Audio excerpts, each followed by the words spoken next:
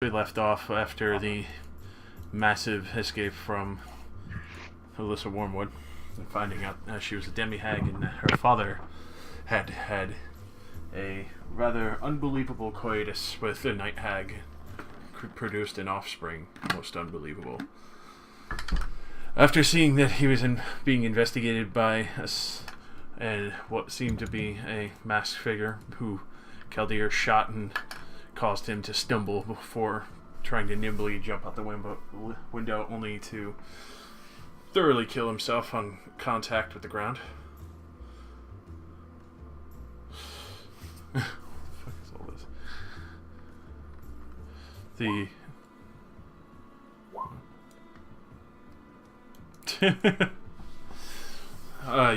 You went back and found Kaldir had found out that the entire time Alyssa had been looking into his mind. You checked all that out and had ended up witnessing her trying to get into the vault, but unfortunately she did not have both keys. You ended up with all three keys, as Ereval was the other holder of the last emerald key, while the Lord had the diamond key, and the Quasit had so nimbly stolen the other key from Alyssa Wormwood. Thus, after spending an endeavor going back, getting the pages, after chasing her off and killing the nightmare that was there, and the forest being set on fire, you come back with the pages. In the morning now, Mallory had left a note in the middle of the night after looking after the strange pages that you found out were from the Book of Vile Deeds. Which at this point, though, unfortunately, now that she was far out of Cordelia's range of her spell, she was long gone in the middle of the in the middle of the night. Is now in this morning day, where Kaldir had a last final visit from Alyssa Wormwood, and is now finding the music box constantly nearby every time he wakes. And at this point, you all wake up and realize Mallory's gone, with the note on the bed explaining that she had taken it and left in the middle of the night. And there's so many thieves' cants in here. Thieves what? Thieves' cants. But Huh? Somebody come in here and write in thieves' cant on the wall. But now, after Cordelia had also gone to tend to Hushan in the midst of these days, as finding out that, unfortunately, from the death dog, that he himself was actually on death's door, and managed to heal him from the disease that was about to kill him. At this point now, Hushan is recovering. Emev had gotten word from you all about Mallory and sent out a messenger bird. But at this point, they're awaiting someone to arrive back in town before heading back to the headquarters over in Gestal, which is one of the major branches not too far in a larger city. You'd have to travel a good while on the road, going through the forests, over rivers, and through some of the more thicketed hills and rocky crags, but you've been informed that you are now all official Radiant Shield members, and you've been given a new badge proving that you are fully welcome and indoctrinated, and to be let onto the premises of any other branch order that you would possibly arrive at in these lands. We got our police badge. Hell yeah. Celebrate. I mean, I guess we're kind of like we're like the United Nations of police, you know? We don't really have any real authority, but we show up to try to help. Yeah. Pretty fucking much. You basically just go like slap people's wrists and say like, we're not gonna trade with you. That's the authority you have. And that's now your future destiny. Slap people in the wrist. and then shoot them in the face.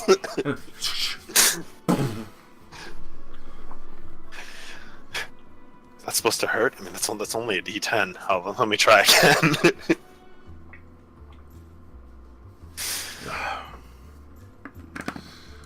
Amev, looking over Hushan as he recovers, because she's not letting him get out of bed to do anything else other than recover from the time that the disease was affecting him, and also foolishly getting himself injured, even though she gave him explicit orders not to do anything stupid, and he did. At this point, she will greet you all one day while you're in the eatery and inform you. Well, due to the fact of smaller numbers, we usually like to keep our fellow compatriots in at least groups of 4 at the very most, until they at least prove themselves a little more stronger or able-bodied in dire situations. There is someone that has arrived here that, well, I'll let her introduce herself. Oh, dang, that was fast.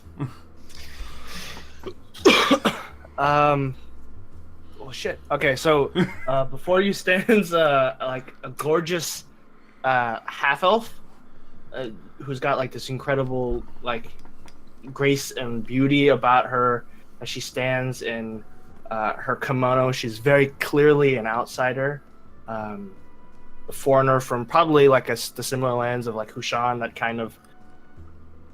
We're going full weeaboo boys. And yeah, so her silk kimono. Oh, 2 things stick out amongst her. She's got that elegant silk kimono, and then her on her back is this shamisen of like incredible quality. She walks forward and gives a slight bow, and says, "Greetings. It's a pleasure to meet you all. My name is Rin. I hope that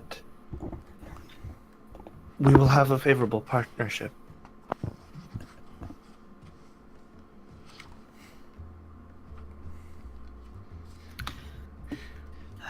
As do I. Our last one didn't turn out so well. Yes, I heard.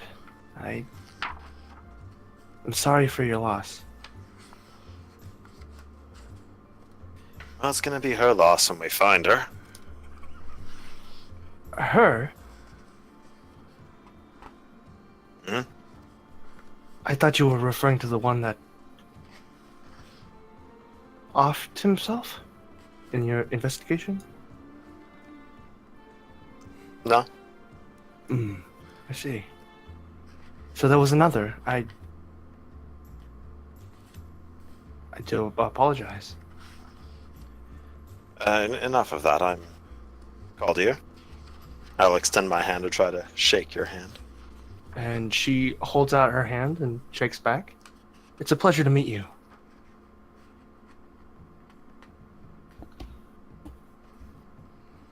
But as she does so, it's like, it's a little weird. She like grabs her wrist and then shakes her hand.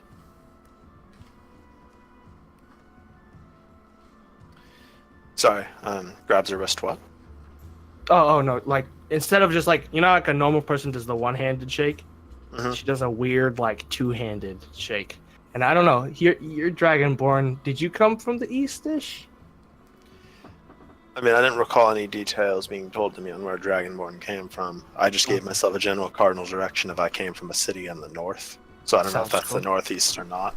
That's perfectly cool. All right. So yeah, she's very strange about the handshake. It's more like a putting her own flair on it, I guess. And the one over here who hasn't put down his food yet is Mill. It's a pretty common sight from him. You'll get used to it. I Yes. see. He puts the full entire piece of steak in his mouth. She raises an eyebrow and goes, "That's very impressive." He can't answer you. He's now chewing. I'm sorry. What's impressive is that he doesn't choke. Hey, listen. It looks like he has great practice with that. No, don't make big jokes to me.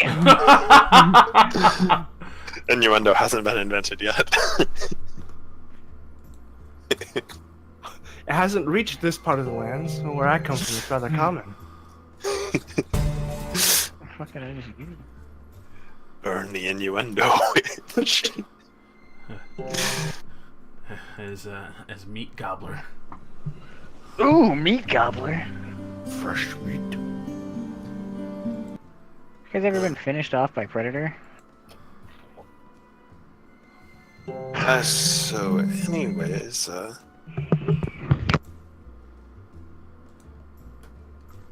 why did you join the Order? I guess let's start there.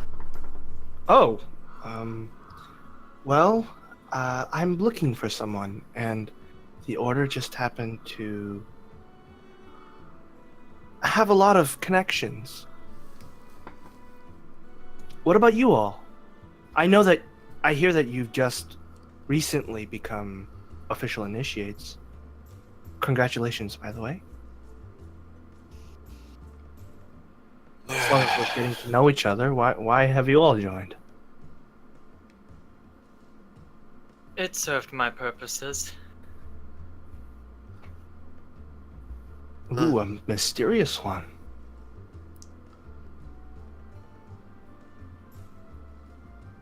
I joined because, well, mostly because I figured I'd be encountering things that would make good test subjects for my weapons. As it turns out, it's become quite a mess. Are you a blacksmith? Of sorts?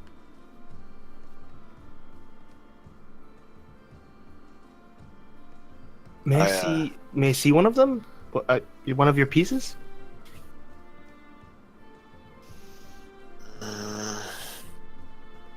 Yes, show her your sword. I didn't make the sword, Cordelia. You know that. I believe she just did an innuendo. The innuendo witch has already infected us. We must be purged. I'll take out my pistol and sighing a little bit, having to unload it every single time I hand it.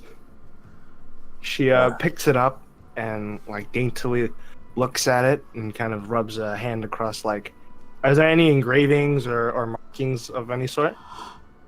There's a bunch of draconic writing on the side of the barrel. What does it say? Oh, you read draconic? Uh-huh. I need to go look at what I wrote on the side of the first. As she rubs it gently. Loktar. Oh god. Oh, it's the words for steel and song. Oh. Steel and song. It's poetic. Yeah, I've given all of my guns mangled together draconic names from the dictionary that I found. It's very impressive. Although, I don't quite see how it would hurt someone, but I imagine I'll be finding out very soon. Imagine it's like a crossbow. It's a little easier to describe it like that. I look forward. And you, oh hungry one, devourer of chicken? What are you asking? Why have you joined the Order? Oddly, for my own order's business.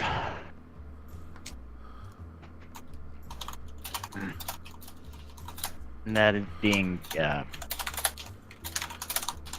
technically witch hunters? Is that correct, Josh? Yeah, you can even say specifically blood hunters because you specialize in witchcraft hunting, but also rare monsters that pose a more challenging problem. I'm a witcher. Oh my. No. You're not wrong. Technically, I am not wrong.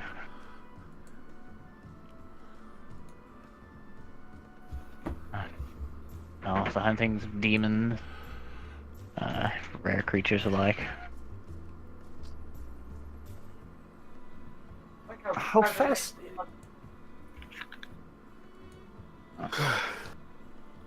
So, seems my journey will take me elsewhere soon. Hey, you're leaving too, Mill? Not yet. Though I do figure it would be best if I get the order on this.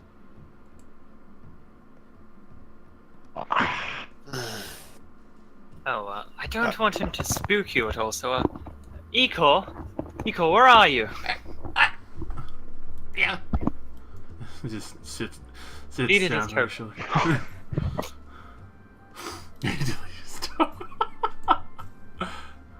Oh my goodness, an imp! You have an imp? This is Iko. He follows me around. New master. Official master. Master before. Real, shiny. How lovely.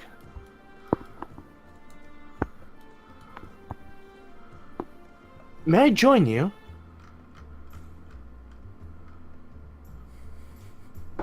Him? At the table. Yeah, she's standing still.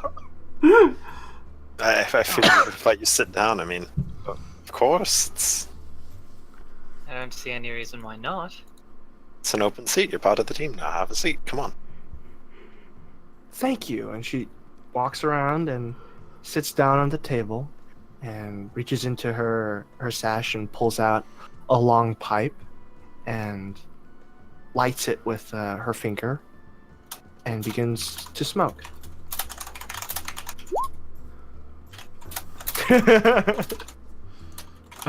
Oh no!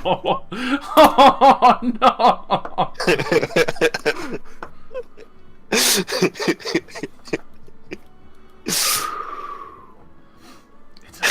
So now that introductions are out of the way, what's your plans? Where are we heading into next?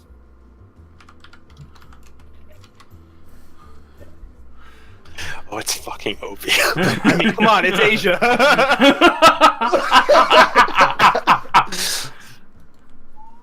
I don't actually know enough about opiates to know if I'm gonna get. I assume you can't get secondhand smoke from opiates. No.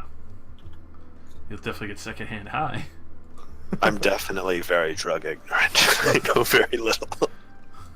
Until recently, I didn't even know that crack and cocaine were pretty much the same thing. Yeah, one's powder, Very good. virgin. Yeah. Oh, Yeah. they're already after us. All right. Oh god, we gotta go! They heard about it. Opium in the center. Opium in the center. Kick down the front door.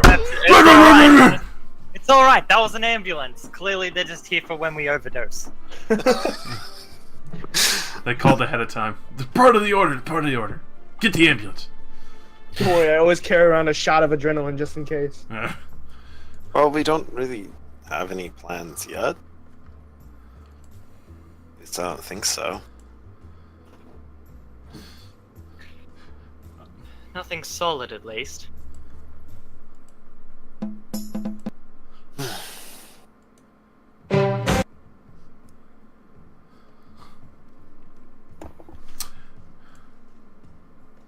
Is M still there? For her, she's actually going.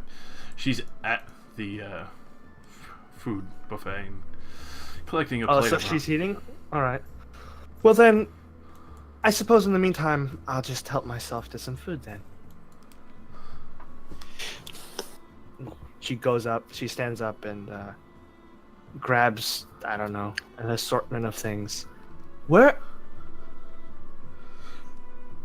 Oh, never mind. And she reaches into her jacket and pulls out chopsticks. I love it. Where are the chopsticks? chopsticks in this American restaurant. She's eating like sliced ham with chopsticks, like, and like drumsticks with chopsticks. Oh God, that's awesome. So, Emeth would come over and sit down. Well, now that Hushon's better, we'll definitely be able to send you out, and especially now that you have your new team member to travel with you, to get more acquainted with. We're going to Gestal to get our next mission, and also we've been informed they've been having a little bit of trouble there, and probably use some extra hands while they sort out what assignment might be best fitting to your skills. I'm going to be honest, I don't really want to sound greedy, but are we going to get anything for what we just did? Of course we're going to. It's just that we have to actually get to one of the district buildings first. Alright. By the way, I'm trying out my telekinesis ring by just bringing food to me. Alright, so eventually when you get to the bacon, Ikar steals some. It's like floating bacon.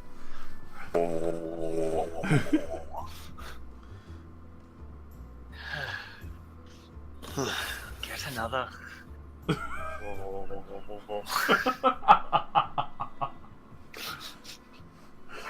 Oh my God.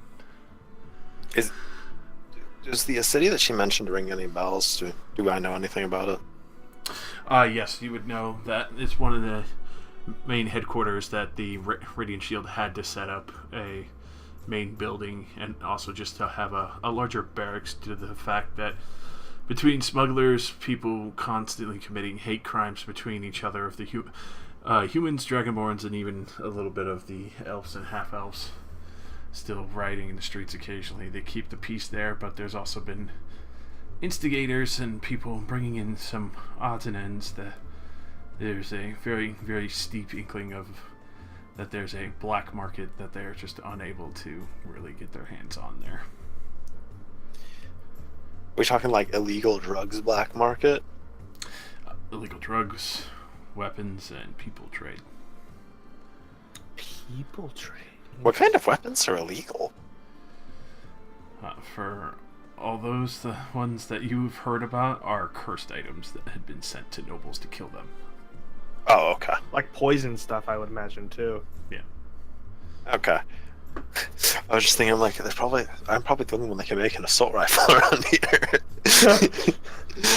That sword has assault flintlocks.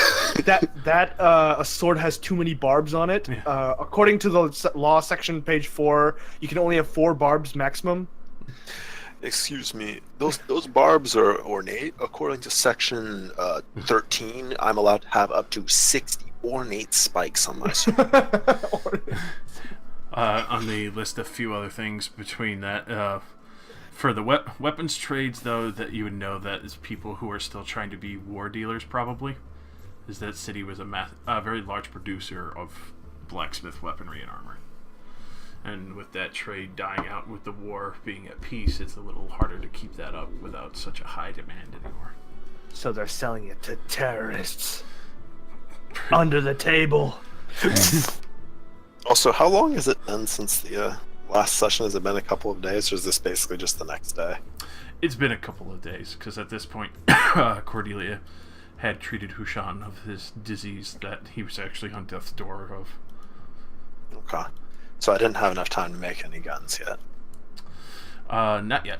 You're not going to be forced to immediately set out, but to receive your reward for your good work here, and also the other reports that have been clearly filed. Mev, reassures you and all that, especially receiving the badges, which are the most they could really send by bird. But other words and such like that, if you were to wait here, they could send word for it, or you can just receive it when you get to the headquarters, depending on how long you wish to stay in this town. I mean, I'm pretty down to leave.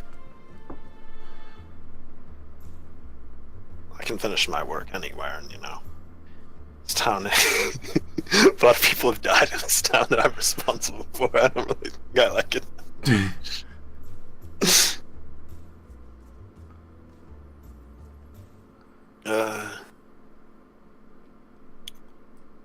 So, how much longer do the rest of you want to stay here?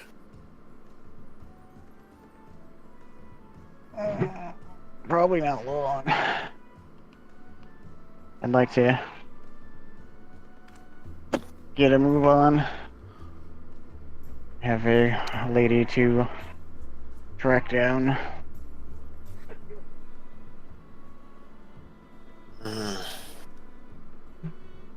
And probably Yes. kill. Not probably, I will kill her. I guess on my schedule today, I need to go try to destroy that box. I guess I'll go visit Lady Wicks too. Why not? Alright. You need more mint leaves. So, when you finally go down to the tent market bazaar, that's not too far. You do find Lady Lidwicks. She seems rather jovial, very upbeat, very energetic, and overall very relaxed. She finally turns around to see you as she was setting up a different package, and it was Caldia, wasn't it? In Gnomish? Yes! It's nice to know others still speak that language. And she'll actually continue to talk to you in Gnomish. Oh yeah, I'm down for this. So what brings you here? Everyone has heard of the deeds and you and the others have done. I'm so happy that all of you are alright. Well, I was just, this is just gonna be my Gnomish voice now. I was just coming by to tell you that in case you hadn't heard, the forest was clean of hags as far as I know, so it should be a lot safer now.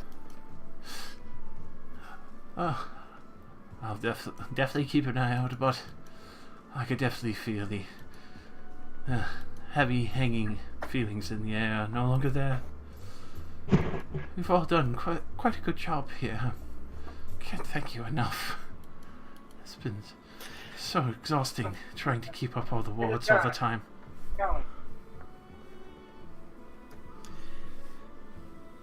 Yeah, it was a real mess. Suffice to say, it got a little more complicated in the end, but it seems to be mostly done. I'd also like to buy another pack of mint. I go through that stuff really fast. Please. And she'll make up an extra big bag, like double what you asked for. Oh, It's free. You've done such a good deed for this place. I know others will try and be spiteful for the loss of the Lord's Manor and the Lord, but with all the hags gone, this place can truly start thriving without fear again.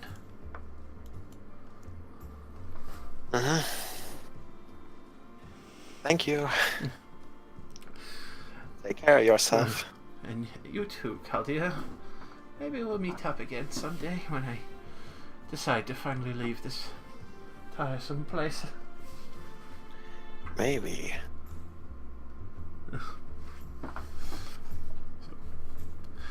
At this point, she goes back to fiddling with the different herbs and jars and all the other different selections. You can see the few other people coming to collect their orders for their lords, so she hurries up and starts busying herself. Okay. Anybody else want to do anything before Caldir goes on his destroy the box extravaganza? I'm ready to have Caldir destroy the box extravaganza. I assume it's gonna go well. This is a multi-step process. I'm literally gonna spend the time packing my stuff. Okay. I'm I'm going back to my room to see if the box is still there. I'm packing more for a longer journey because I assume it's gonna take not the shortest distance to wherever the order is. Oh no, it's gonna take a good while to get back there. You're basically very, very far north in the mountains.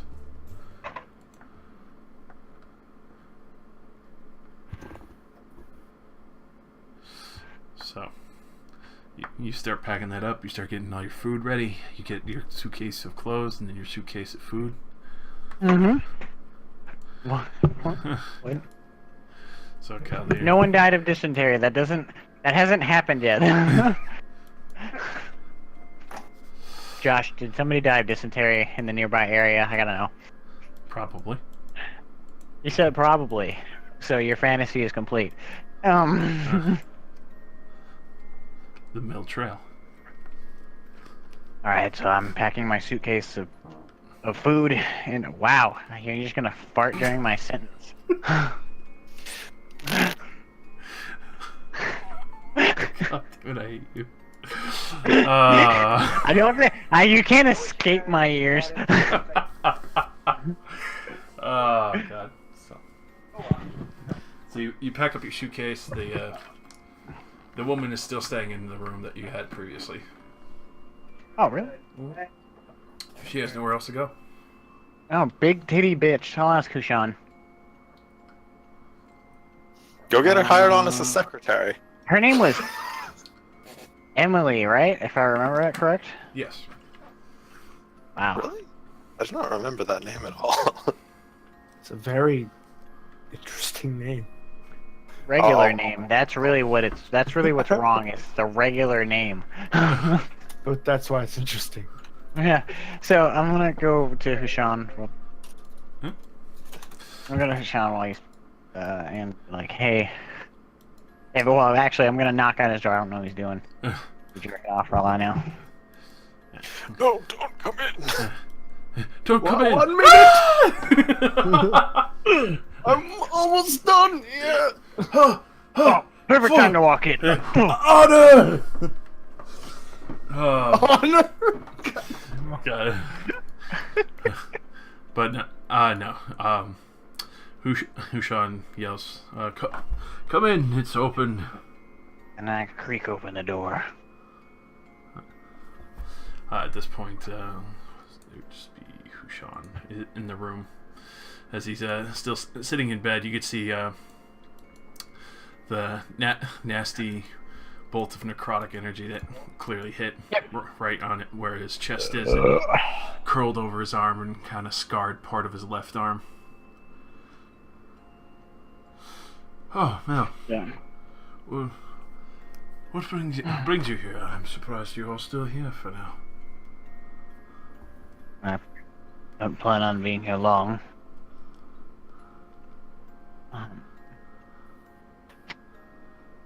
I wanted to ask you, I guess a favor. I had saved one of the maids from the estate. I believe she has nowhere to go.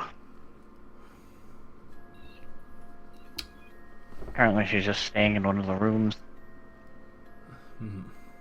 I don't know if you might have a place for her, or you might be able to send her to another place.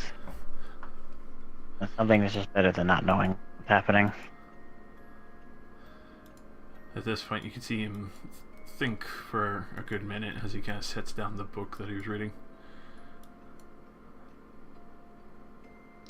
I think I might be able to pull something off with her having a home. Might not be the most glamorous, but I'm sure they still need more assistance with the records at the Secretary. Yeah. I knew it. But yeah. Organizing all the old reports sent from the other divisions. That's much better than being terrified in a room, wondering what happens next. Indeed it is. If only I could actually get out of this room without him yelling at me again. Definitely. Hopefully it doesn't take too long to heal up. And I touch his shoulder with a healing hand. He There like goes my hero. I just put my hand on his shoulder and he gave +5. Very nice. You do see some of the pretty nasty looking wound that had been kind of scarred over his arm. Heals up a good portion. You can tell the wound was still pretty grievous. It looks like Alyssa had hit him with one of her nastier spells. Kind of almost took him down for good. That and the bite from the death dog definitely did a good number on him. Thank you. He doesn't know that I did it, Josh. He just knows that he feels an angelic presence. That's it. Ooh, very sneaky. I mean, putting two to two together. No, Angel Man touched me, and I feel better. No, It he doesn't wasn't know. him, it was clearly. me. It wasn't me. Yeah, with There's some. no way. it was- I roll a stealth roll. Sleight of hand touch. Go ahead. Sleight of hand. Oh yeah, he knows it was you. he knows it was you. You grab his thigh. Oh no! Excuse me, mouth. That's Yes. Are you sure it was his thigh? with that sleight of hand, I'm pretty sure it wasn't. I just grabbed his shoulder. Yeah, I know. I'm just laughing. But you do see a smile creep over his face, like, "Thank you, Bill." This might be the last time we see each other for a very long time. May not be a bad thing. I am a little too old at this point to be running around like all of you. Yeah. Maybe if I'm lucky, the Order will be done with what they need of me, and Be able to retire. I might be able to go find her again. I need to put my second ear up. My little. At this point, you do see he kind of runs a finger over what looks like a lock of hair, like a braid. And he's like, "Be able to go find my little firebird again." He has a squeeze. Not sure if she'll punch me or welcome me back. But I guess. What about both? I've seen both in my time. I guess it's a good thing I'm recovering first then.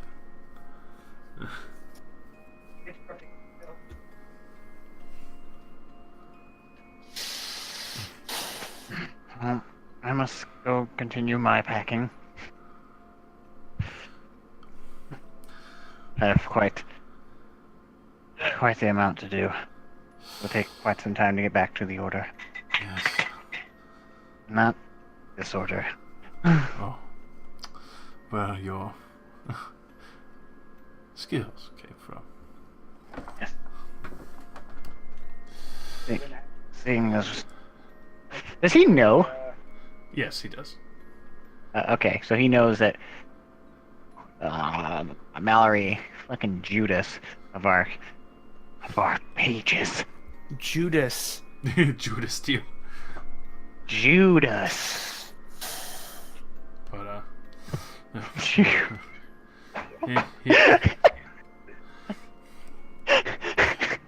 he No mercy for wizards. looks you, yeah, just with a smile. May there be speed in your travels. May there be speed in the recovery. He waves and leaves. You can see him sit back. I rolled a on the fucking... Sex, yeah. You can see him sit back and go back to reading his book. Pretty big smile at this point. Happy to see Happy to... you're moving around just fine compared to his situation. I flex at the door, making him envious. Oh my god. No. That youthful ass. and I pop out the oil. Oh god. Soul? Yes, Is he your cousin? 'tis I. Oh god. It's one of Soul's 1,000 lifetimes. I didn't want this. Not here. Alright. But I'm going back to my room. I'm gonna tell the lady later. Like, I just want to get my stuff done first. Yeah. Yeah. Alright. Rin, are you still smoking? Sure. How dare you smoke in my area? This is a non-smoking bedroom. I mean, I imagine all that stuff had to take a while, so I don't know where Rin is gone. So, But in the midst of your smoking, while you're holding up your pipe and probably taking a fairly long drag, after you stop and the smoke starts to rise up from the end of the pipe again, you just suddenly hear like somebody taking in a very deep breath at the other end of your pipe. she looks up and asks, "May I help you?" It smells good. Sorry. Oh, you're the. Oh shit! I already forgot his name. What is the? Oh my god! What is the? Ikora. Ikor. Ikor. Ikora. Ikora. There's no A. Really? I think it's just Ikor. I always heard the A. It's Ikor. Okay, alright, well, I'm gonna go change it in the book. I have this up at all times. Corner. Ah, the big book of people. Super heavy. Yes. Yes, I'm Ikor.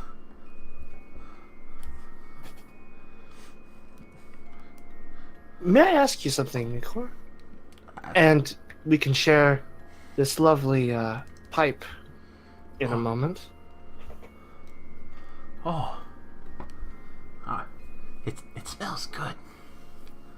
Yes. It makes you feel good too.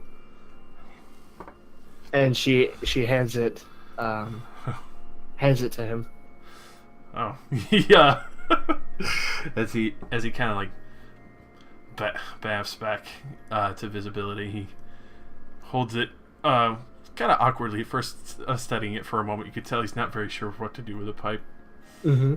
Until he slowly brings the mouthpiece, kind of like thinking about what you did, and Mm-hmm. purses his lips, but not like wraps it around. Like, Yeah. like he looks like he's trying to play a trumpet, and then sucks as hard as he can.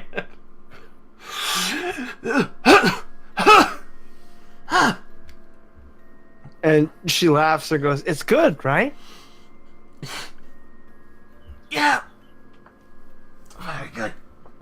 Smooth. She grabs the pipe back and takes a long drag herself, blows a smoke ring, and goes, "Where I come from, sharing a pipe means that we've sealed our friendship. You and I are friends now, Ikor." You just see the tiny imp's eyes, like with the little embers behind him, just sparkle. Like, oh. Why do strange women always make friends with the Eco? Ikora. Rin smiles and goes, "I don't know what's stranger though. The imp or the one who so reluctantly seems to have made a contract with him?" He's useful. It took me a long time to accept it, but he's not going away anytime soon, so I thought I might as well make the best of it. Yes, Rin smiles and takes a drag before offering the pipe to Cordelia.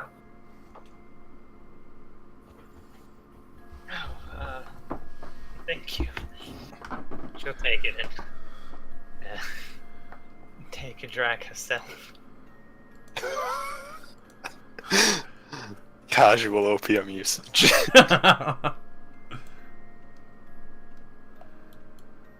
Rin smiles and takes it back. So, what's someone like you doing? I mean, you said you had a purpose, but could you be a little bit more specific? I see from your armor you're a great warrior. I have a curse to break, Ooh. but That's all. with no lead on how, I've pretty much settled on just wandering around, finding organizations like this one and assisting them. We have similar ideals.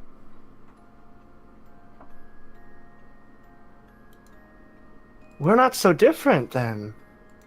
For I too am here because I'm looking for something, and I'm rather lost myself. But there's a certain glamour in wandering, don't you think? Maybe for the first decade or two. Oh my, been on the journey long, have we?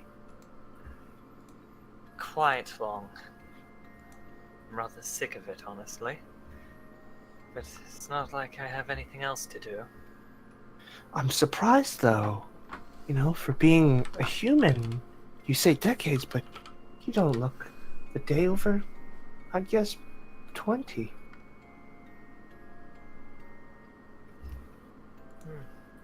Thank you. At least I know my looks still haven't changed in the last century.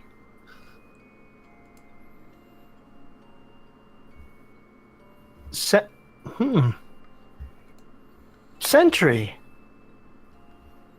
You say? Yes, Would you- like I said, curse to break.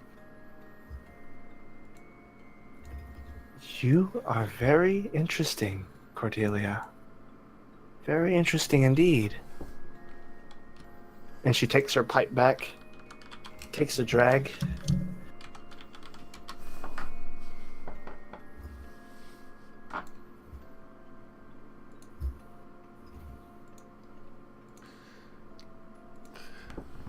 Alright, so Caldi, are you going to take a crack at that music box? You fucking bet your bottom dollar.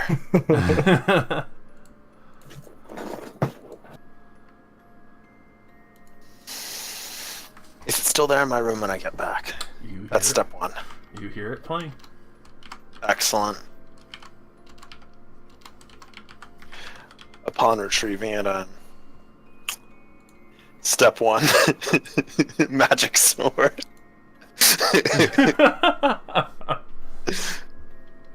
I'm gonna try to use the rapier to scratch it, see if it actually scratches the box. Alright, roll an attack. See how much you do. I'll ignite this bitch. I'm stabbing the shit out of this thing. Go ahead and roll damage. Alright. As you strike down with your flame tongue rapier. Tongue, T-U-N-G. You slam the tip and you see the blade flex with the amount that it has to give a little bit. And when you pull it away, just a scorch mark. That's it. Alright. Well, magic rapier doesn't destroy it. Step two. Did I screw this thing together? For this item? Yeah, Yes. I would imagine you made it, yeah. You would... Alright, we unscrew it. Plan B, we negotiate. go ahead and you just disassemble it. It's not resistant at all. All right. Okay. And we're gonna take this down to the blacksmith. Is it still playing? Yep. Ooh, this. I do not like that.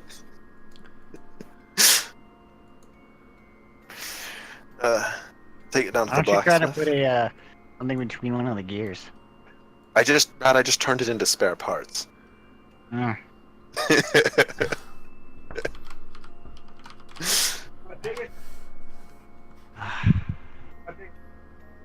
Going in and out of conversation. So you take it down to the blacksmith, and yeah, he sees you coming in like, what do I have to put in the bar now? I'm afraid putting anything in a bar isn't going to fix my issues this time. Are you interested in free scrap metal? Always. I mean, I see no issue with that. You can always reshape just- it. I just hand him the music box disassembled into a bag. Alright then. You don't want any money for this? I mean, I'll give you... No. Alright then. Just turn it into something else, please. He has the most confounded and confused look on his face. He's like, alright then, thank you. So you can see he pulls out like one of the fucking music box gears. She's like looking it over, like confused. Like, wow, this is really well made. Why is he getting rid of this?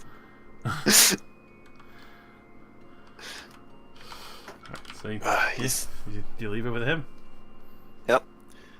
in the hopes that by tomorrow he's fucked it over into something else, and hopefully that fixes my issue. Does the music fade as I leave? Yeah. Okay. Just gets more and more distant. Alright. That's Caldere's attempt to destroy it for the day. I'm just going to continue working on guns aside from that. Alright.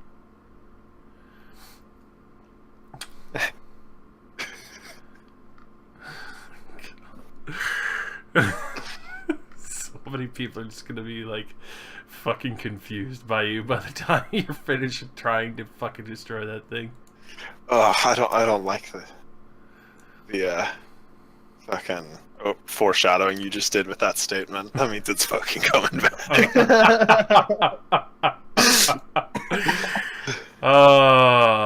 GMs. I could really fuck you. Alright, well, yeah. Yeah. The lead brick not work?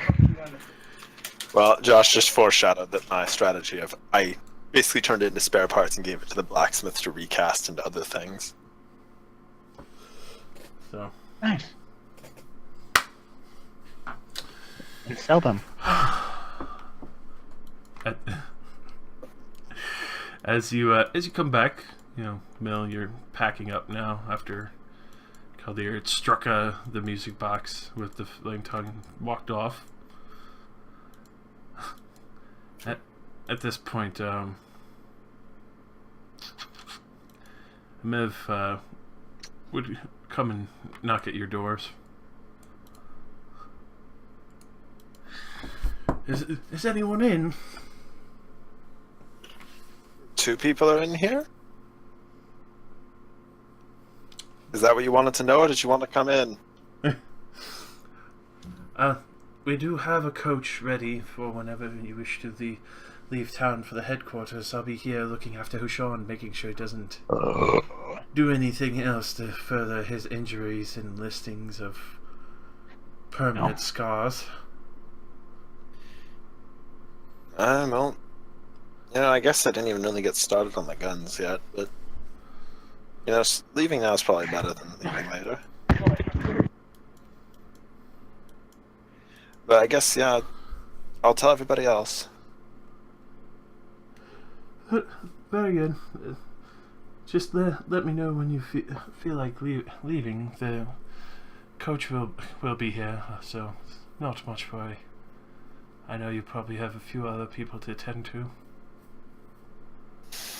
At this point, you can hear heading back, and just from the few days that you've seen her, she's seems very like almost like sisterly to Hushan, even though she's very clearly younger.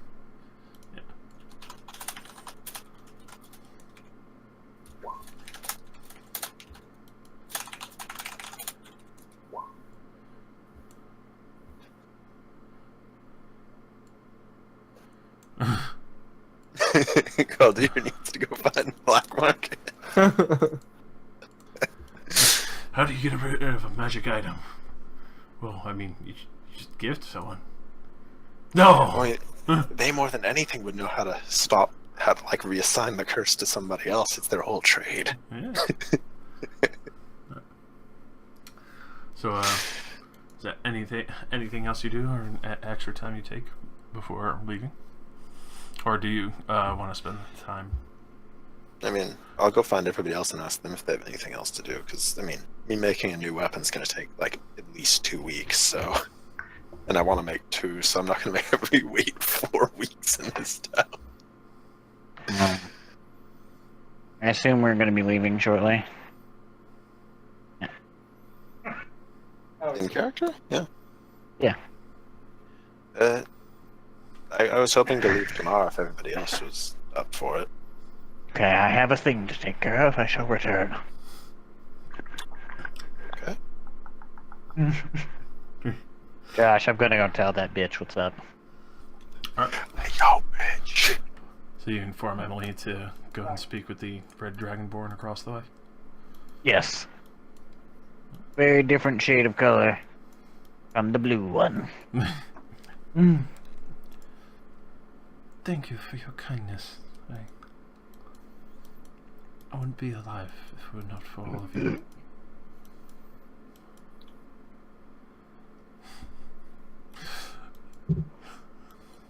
As Mel just belches. I'm sorry. I wouldn't be alive if it weren't for you. Wait, I'm sorry. I'm sorry. I'm listening to people. What'd you say to me, Josh? She thanked you for saving her life. She wouldn't be alive if it were not for you and the others.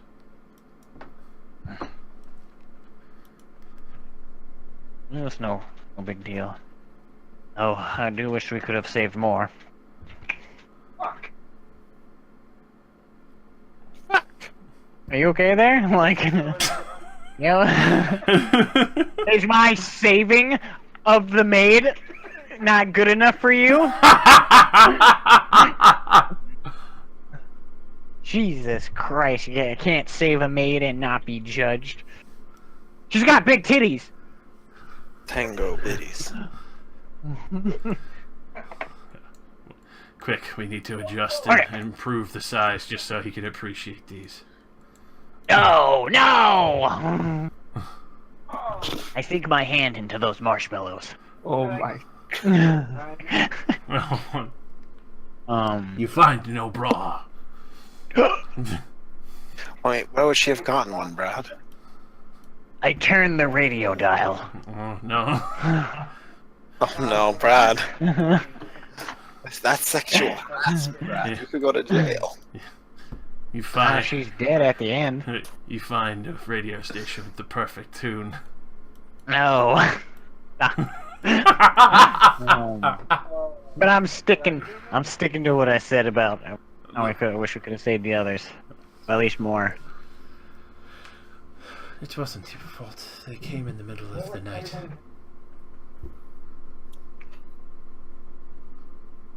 Well, I figured, nothing one. Stop looking at me like I'm talking to you, God.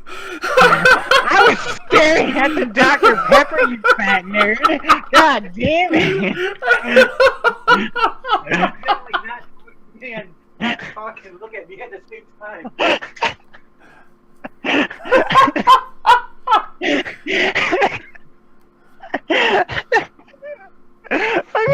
Okay, I got it. gonna put both my ear cup the fucking don't look at me. Play your shitty game that you're gonna get your ass beat in. Fuck. Okay. So. Don't look at me. Don't look at me. Alright, so Mill's doing that and comforting her. I'm just trying to tell her she needs to go speak to the show. What does Finn and Cordelia do?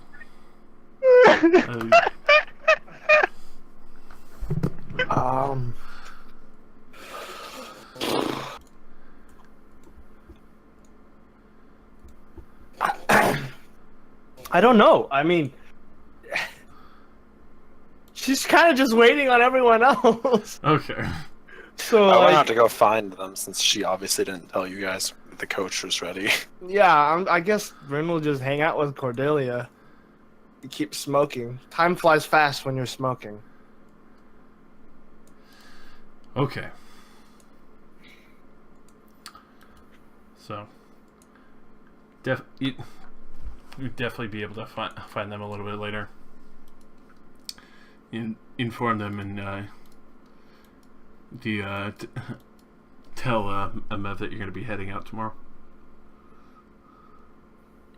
That was my preferred time, so if everybody else is okay with it, yeah. Alright, so you get that set up, the coach and the horses are drawn up. Able to pack all your things into the coach, and you're able to start heading back towards the other district of the Radiant Shield of the city of Gistal. Are any of them the horses that we took from the Lord's Manor? Yes. Okay, just curious. So you know they'll actually be able to travel very quickly. I was gonna say, like, I mean, we really fucking pillaged the Lord's Manor. We took the real treasure, and actually that shit ton of treasure as well. The real treasure was knowledge. Also, that shit ton of treasure that was in the room with the knowledge. Did our wagon go through the washing machine raw?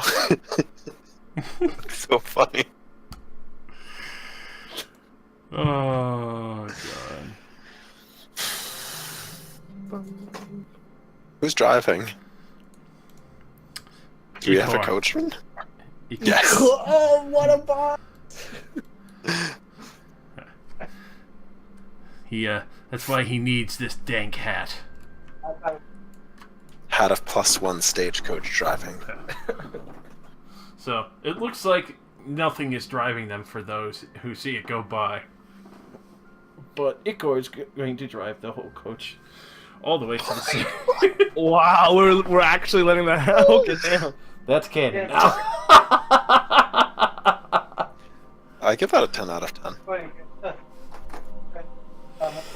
Oh god.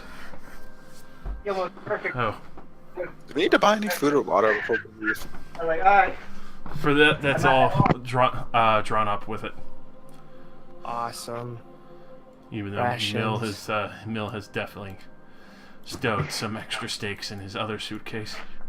Don't you fucking tell them about my steaks. Bill, how come you have 3 suitcases? Emergency stash. You open up, it's a whole nother pig. I took the pig with me. This is for emergencies only. Emergency pig. Emergency now. Bag of pig holding. The bag of pig holding. Perfect. So, in the next day, as the coach is drawn up, everything's packed up, the extra rations are on the side. It looks like there was going to be a coachman, but then suddenly he kind of runs away from the cart scared, and then suddenly you see the reins get lifted up on their own, as if by an invisible force. Not very far off from where the coachman would sit. And you just hear, I'll drive.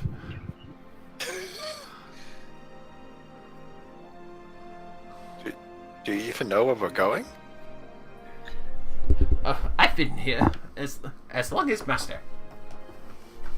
I know all the land. No, he's older than me. I'll take his word for it. I didn't even know he could drive. I wait hundreds of years for you. Wake up. Wake up! Learn Why don't you put on a little makeup? learn a few tricks I did.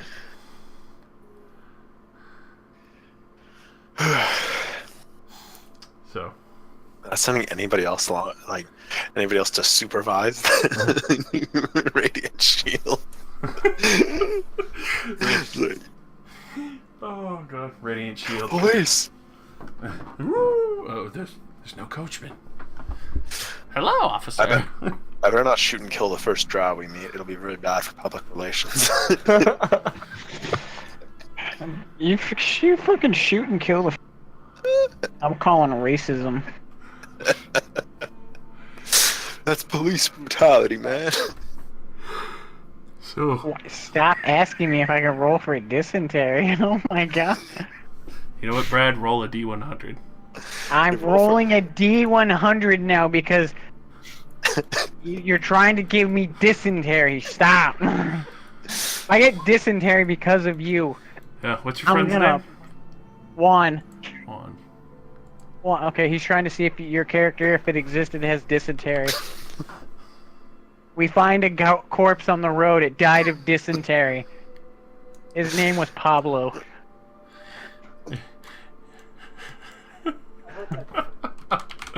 Oh, there's a man with dysentery. So, Oh no. you as you're traveling, you Oh my god. you see a man on the side of the road. His pants are dropped and there's just brown stains and blood all behind him, and What the? it looks like he died of dysentery. Really setting the. He's so happy over there because that guy died of dysentery. By the way, it's not even spelled like J, like your fucking name. It's spelled W-A-N. Like he was the one.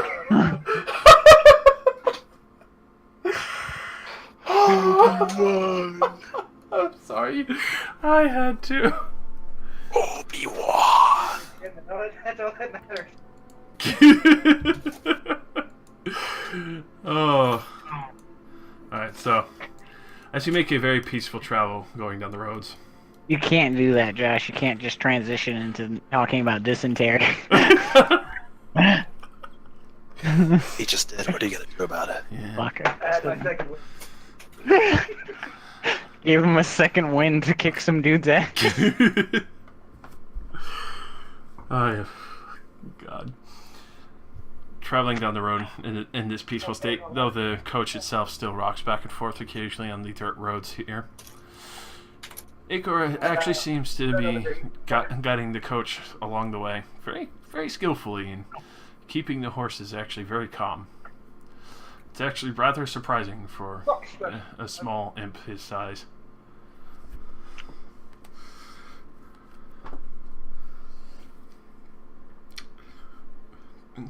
Going through these travels, you see the different shades of the trees rolling over the hills, all the different plant life, the few birds flying overhead, and the very peaceful skies as the weather seems to keep a steady blue as the few clouds roll over. Nothing too cloudy or frightful, just very relaxed and serene for the first 3 days. Nice. In the midst of these travels, Ikor tries to make the most of the time before each day. When the sun finally sets down, he finds a good spot on the side of the road to set up camp for a good amount of time, so you can all get a proper rest instead of being banged around in the coach. Even though it's still very well made and stable, it does still shake quite a lot, so it's actually fairly difficult if you were to try and sleep in there while the coach is moving. Oh yeah. I should have installed some shock absorbers on this thing. End up with a whoosh wagon by the time you get back there. So.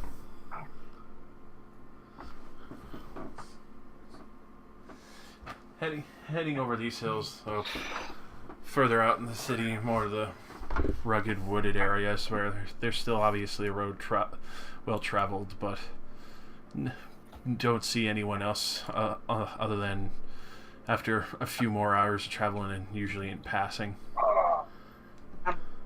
You can see different merchants of trade, other people who are just walking the few miles and the days of travel getting to the other cities in between. Some on passing crossroads going to small, modest-looking farms that are in the middle of nowhere that peddle their trades up and down.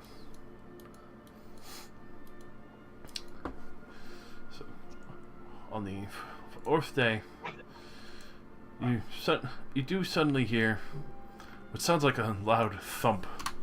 Something hitting the back of the wagon, and Ikor pulls the wagon to a stop for a moment.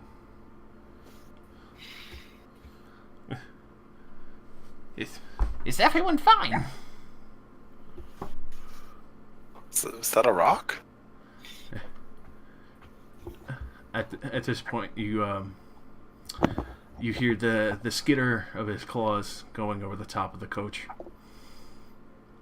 and suddenly it sounds like him prying something from the wood.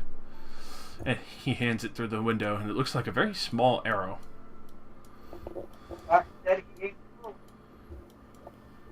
Pixie-sized arrow? No. Toothpick? It's not definitely not a toothpick, but far more crude and shoddily made. Is it just an arrow? Yep. What would I have to roll? Have I ever seen a type of arrow like that? Roll me a history.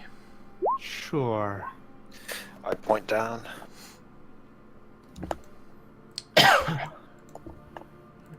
So you've seen familiar things like this before. It's usually smaller creatures. You have even seen gnomes and halflings use such sized arrows, but the most common you know of are goblins.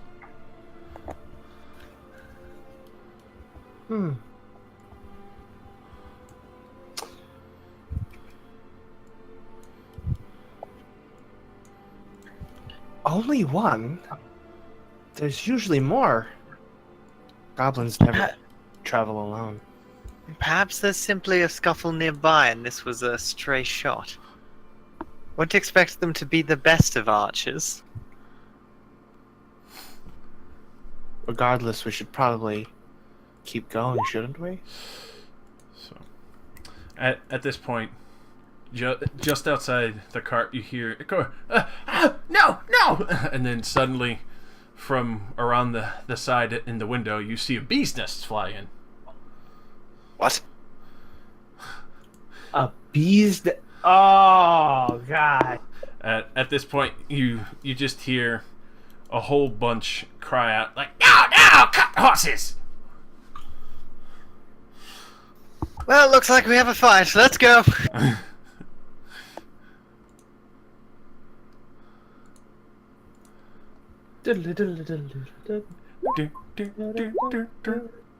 Oh, boy. That's what we get for leaving our... For not changing to our character names. Oh, yeah, rest. Rip and pepperoni.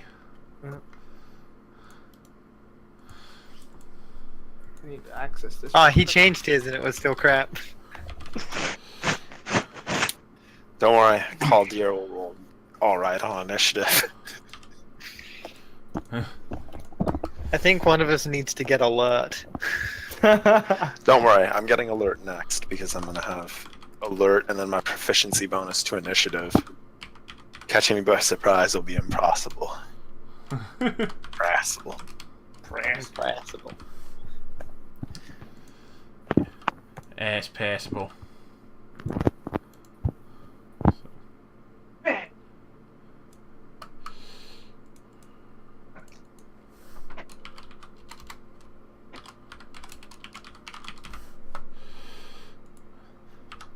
truly beset on. Beset by on all sides. Baseless treachery. I was going to offer them food. I was going to be like that one. Yeah, I'm going to pay you $100 to fuck off.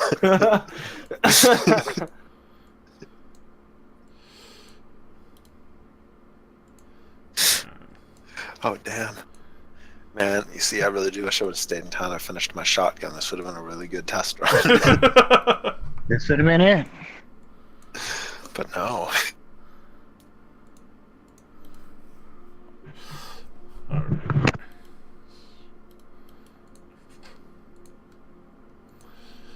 It's a great and powerful goblin shot.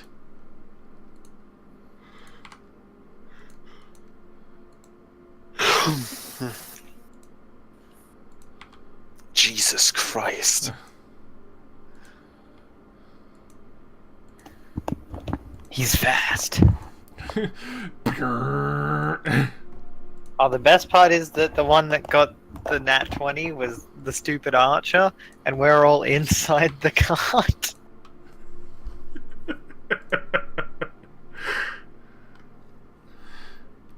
All we gotta do is wait now. just waiting for all of them to just fuck off. I mean, we got a demon thing that goes invisible.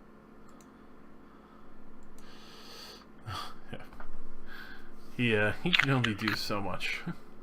No, I mean, like, he just goes on all invisible. sides. Oh, he goes invisible, they just leave. Alright. You know what I mean? So the goblin archer's like, "Hey, best shot in the world!" And then you hear another thump in the side of the wagon,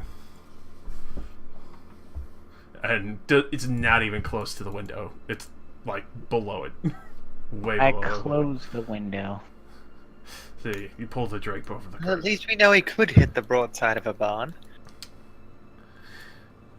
At this point, this little guy just starts running up, and he starts trying to rile the horses, swinging his little slicer at him wildly. The one that threw the bee's nests in there, he's like, sting, sting, sting. Goes and tucks behind the tree.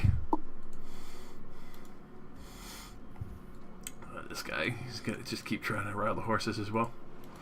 Chaldeer, roll me a dex check. Oh my god, are there the bees? Mm-hmm. The bees! Not the beast! So, Is there bees in here? yeah, they threw a bee's nest in there. How do you get a bee's nest? You climb a tree and you pull it off. How do you not just get raped by bees? He has ways. Sneaky goblin ways. But no, you're managing to swing your arms around fast enough. I Where you can... spin my pistol to get the bees. I knew that was coming. So he revolver ocelots with his pistol, and he repels the bees that are trying to sting him so violently as they're now very agitated and swarming the cart as the nest exploded. Alright, I guess I'm gonna step out of the cart. And, get clear of the entrance and everybody else can get out. And I'm gonna shoot this douchebag who's trying to rile our horses. I don't know why I opened that part of the all advantage shoot him because I'm feeling lucky, punk. Oh shit! So yeah, that definitely hits. Oh, and a natural one on the damage, just off to a thunderous start. Oh wait, I have 2 attacks now. Yeah. So that first shot, you see the bullet pass through his shit. The horse hurt me. I'll shoot him again this time without advantage. Alright. Oh god, that definitely hits. And piercing. Alright, so you see his head for 1 second as he kind of cringes over, completely upset, and then suddenly his head just explodes in the other direction. Par. Alright, I'm satisfied. Bud Basher is gonna start running up towards you, Kaldir. He melon, friend. My job. You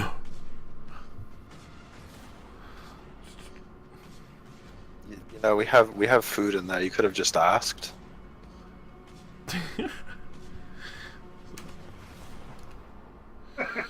And he's I'm completely serious. Oh, he went in fucking fast and hard. Aye aye. I should have gone further out of the fucking way. This one's just gonna run up and start swinging his arms like crazy. Do you remember what happened to your last friend that did that to the horses?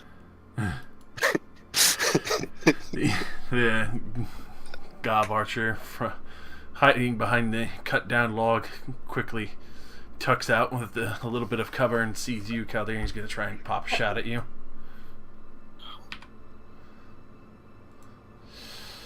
$20 versus your AC.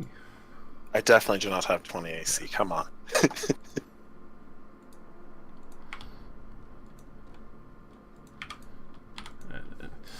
You suddenly feel a pang in your shoulder as this little dart of an arrow right into your arm.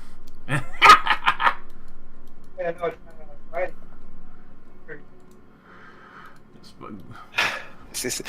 just like standing out here while everybody else is like, the beast! The bee! This guy just runs and gets up to there as he's swinging his club around like crazy, like, fresh meat! Fresh meat! Fresh meat! The bees have what? Alright, so Rin, go ahead and roll me a dex check. Time to show us what you can. Yeah, time to show us what you're made of. Wow, that's the second natural one. You swallowed a bee. Josh, I'm rolling a D100. Alright, so you take 1 damage from a bee that manages to scoot down the front of your is it dress or Kimono? Yeah. God damn it. And it just like stings you right on the chest. Oh, it's gonna get swallowed. Josh, I'm rolling a D100 to determine if the bees have knees, apparently. Alright. They have no 1250, knees. they definitely have. But they do They have no knees! they have knees. Alright, Rin, your turn. Okay, so jumping out of the cart, she takes the shamisen off of her back and furiously starts playing, Oh god. and uses Mantle of Inspiration. Everybody gets 5 temporary hit points, and you can use your reaction to move up to your movement speed right now. So, if you want to move. I don't know if I really want to go anywhere. Does it still provoke? No provoke. 1, 2, 3, 4, Oh, 5. Alright. Bill, would you want to move your speed? Me? Yeah, because the buff given. I mean, I'm just gonna move forward to help my good friend called Deer. Yeah, I don't really think I'm gonna move because I'm assuming I'm leaving my bag in the cart, and I don't really feel like having goblins jump in the cart and steal my bag. I'm just gonna move there. So I can amply strike on my turn.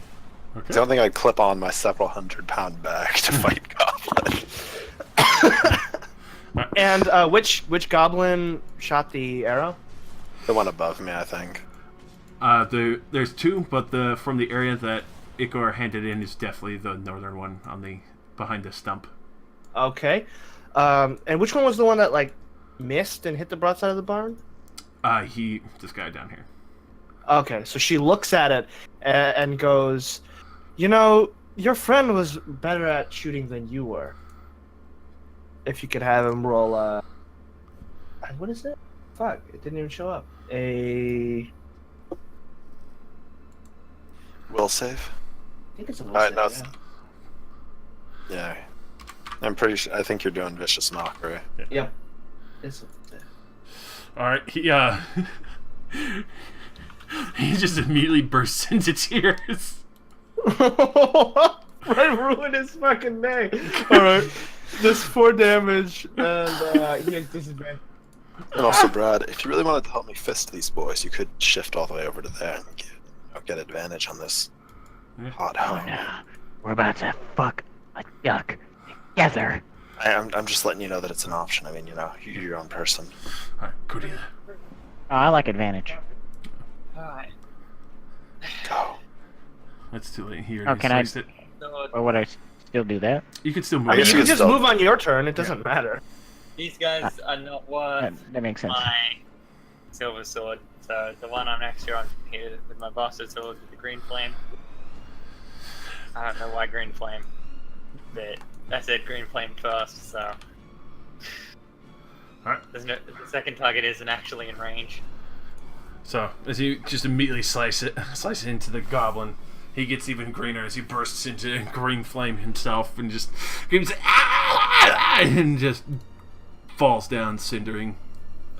The Well, hor- yeah, I figured that might happen, which is why I picked green flame anyway. Bonus action, spiritual weapon down here, this square, Ooh. and it's gonna stab the bee thrower in the back.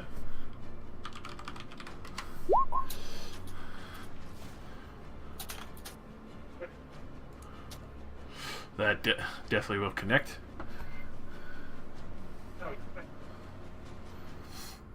As he immediately, the spiritual sword shows up and just slices it right down his leg. And you see him snickering as there's bees pouring out of your crotch. It just bleeds all over the tree. Oh, seems like he's going to be dead for a while.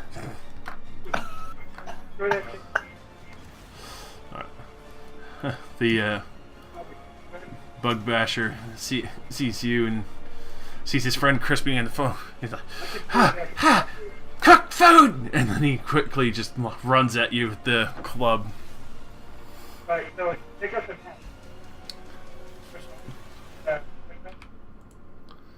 And just bounces off of one of your plates. Just you could see him shake his hand as he hurt his knuckles trying to smack into you.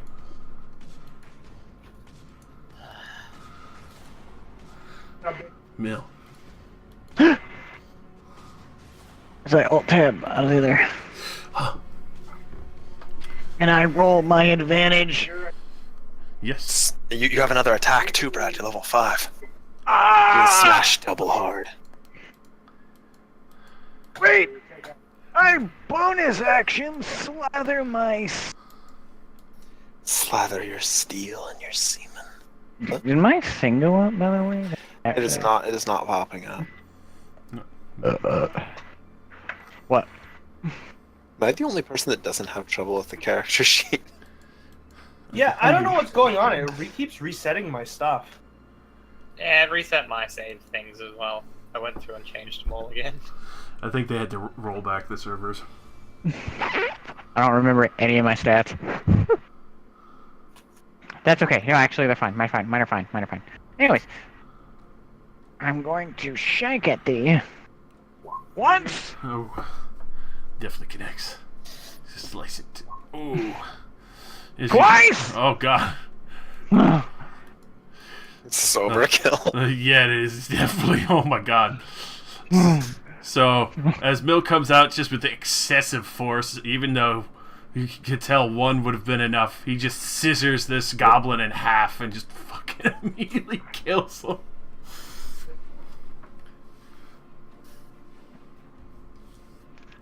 I have another trophy to be obtaining. This is the part where you run away. Actually, I don't think goblins are worth collecting.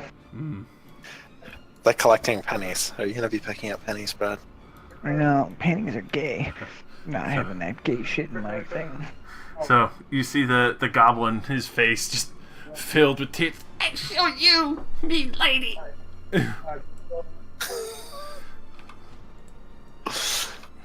Knocks back an arrow and his bow snaps in two. Oh god. Yeah, dude.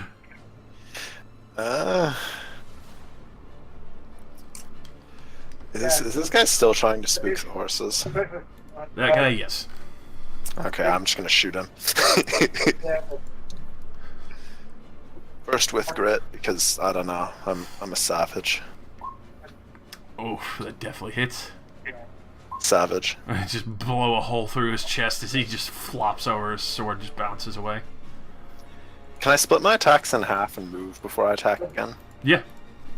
You can attack, move, attack, and then finish your movement. Can I stand up here? Yep. It's like flat terrain. Yeah, it's just a little bit rocky. Do you? Draw my rapier and ignite it. Oh, God. He just stares up at you in terror. 16 Oh, damage. God, as he just shoved that straight through his gut and he burst into flame.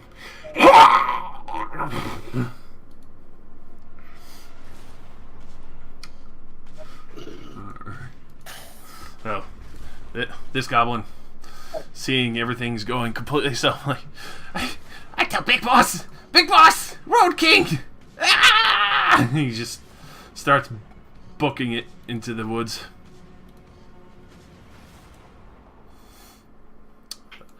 Ridden. Does this goblin have cover? Him? No, his bow just broke and he still burst into tears as he was looked like he was going to shoot an arrow at you and it just snapped in half in total.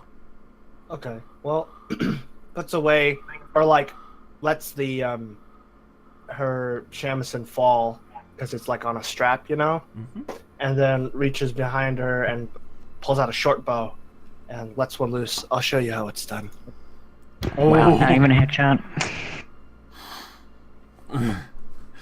See, you just fire the arrow, it soars and just finds perfect purchase between his eyes and just falls down completely limp on the ground. He was crying and you just killed him. Cordelia, the last one's yours. Bardic inspiration. Ooh. You've got advantage, Cordelia. Sure. Strike hard and true. How Bardic I didn't think it was advantage. I thought it was just you rolled like an extra d6. Extra- Yep. Oh yeah, that's decent. I'm so It's a used to D8. You were thinking of regular inspiration. that I am. So you get an extra D8 to your time. Your path ended when you decided to interrupt us. God damn. And then, just for the sake of it, because I'd always do it. So, as you strike, you just slice him straight down the middle as he splits perfectly and just starts cooking him in green fire.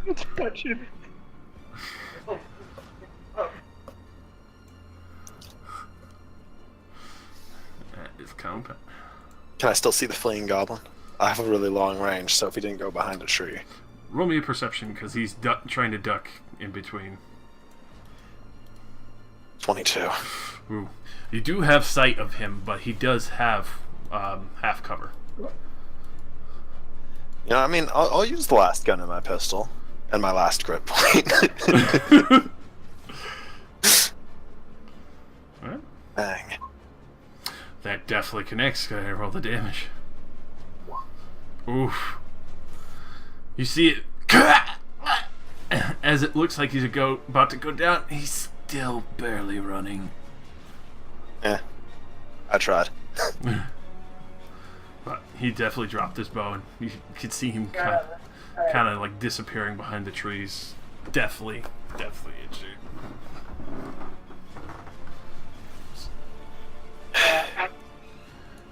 Is everyone all right? They got me in the shoulder, but everything appears to be good over here. Are the horses all right? Yeah. What are the bees doing in the cart? They're just swarming. It's completely filled up right now, but with both of the doors open, they're kind of pouring out slowly. Okay. She's gonna give him a little nudge and thunderwave. My tools are in there. You cunt. Alright, so as the Fine. Does a giant like strum on the shamisen? so as the bees are in there, and you hear that, and you hear a loud boom, and Kaldir, suddenly you just see all these the bee's nest and all the tools and everything else that wasn't like tied down or anything go flying out the other side. Wait, the tools are heavy though. What? It's like 2-3 pounds. Thunderwave's like pushes a person. That's fair, but mechanically, just if you want to roll that, that's fair. But mechanically, Thunderwave is only like right here, right? Yeah. And it pushes things 10 feet, so it would just knock all the tools against the wall of the cart. Some hit the wall. The other door that's open on the other side, still, there's some things out in the ground. What the hell, Rin? Sorry, I assumed that you didn't want to wait. We didn't want to deal with all those bees. They're definitely out. I think one got me. She says it kind of rubs her chest. Kaldir pulls the arrow out of his shoulder. Real shame. Not allergic, are you? No. Then you'll be fine. Of course. Oh, sorry. No. Good. I was just gonna ask if the box reappeared since we've been on the road for a while. For this, so you finally thought about it. Oh my god! Is it when I think about it, it appears? And when you think about it, you suddenly hear that playing, and it's coming from your tool bag. Wow, that is really fucking mean if she did that shit to me. Do you look? Yeah. It's in one piece again. I would fire Josh as a DM just to. At least now I know how I get it to never come back, because I just have a wizard fucking remove the memory from my head.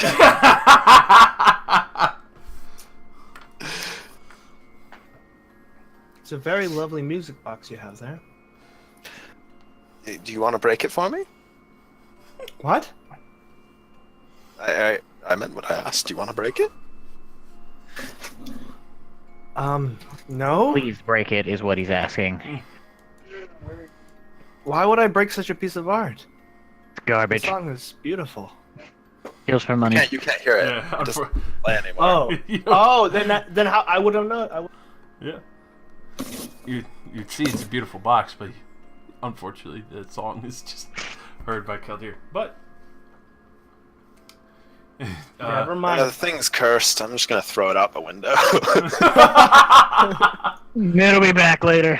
see, you just throw it. You hear it getting further away in the distance. I don't have enough strength to probably get it much far. Much far. I can English. So As we're going down the road and after, she's gonna play play her just gently strum at the instrument and use well, actually, you know what? Are we gonna? I need to read how this works. Never mind.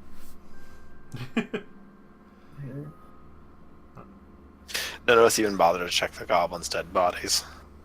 No, I didn't care. Oh damn! Yeah. It's when you use a hit. Never mind. I mean, I definitely wouldn't have. I was just surprised nobody else did. so Touch those filthy things. Yeah.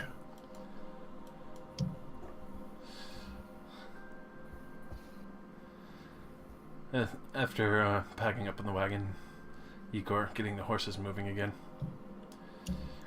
Other than the few scratches and dings from the arrows that the goblins shot at the coach, fairly peaceful the rest of the way for the day. After a good while, Iker finally manages to find a good location to set up camp for the night. Kind of sets up near a nice little riverbank on the bend. actually gives you time to set up some of the tents that were provided. Actually, and you're actually able to have a look at the countryside before you get too close to the city again.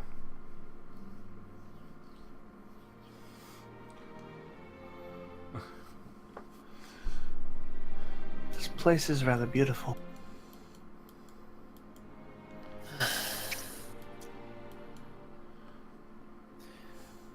It's nice, I suppose.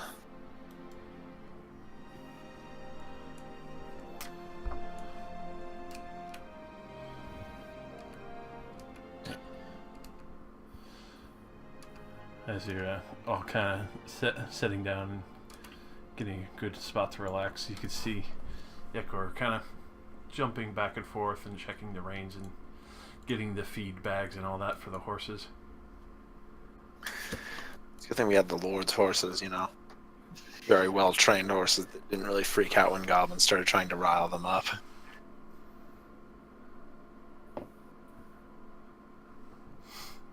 I'm more surprised the horses aren't startled by gunshots. You'd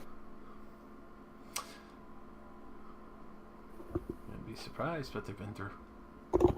Perhaps they're just used to loud noises.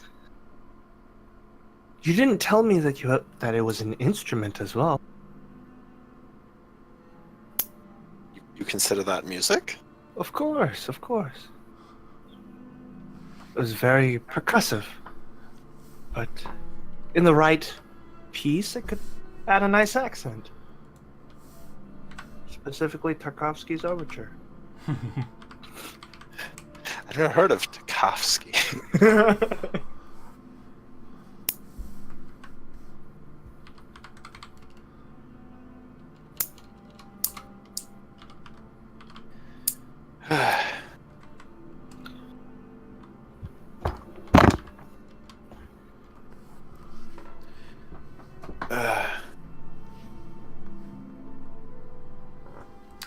Does she even give us directions to, I guess, I mean, I'm gonna assume, considering it's a Radiant Shield headquarters, we're able to find it really fucking easily.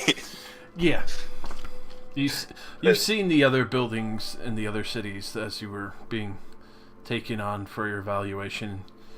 It's definitely obvious between the holy shield that they have with the immaculate light and gold filigree behind. It seems really overdone, considering the order's supposed to be a little more modest. I'm going to prepare some food. Did you need some help with that? I wouldn't mind some. You're a cook? Yes, I just haven't had much need to do so in all the time that we spent with that entire canteen to ourselves.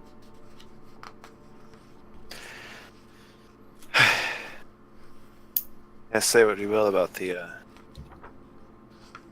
level of violence and death, but at least they kept us well fed.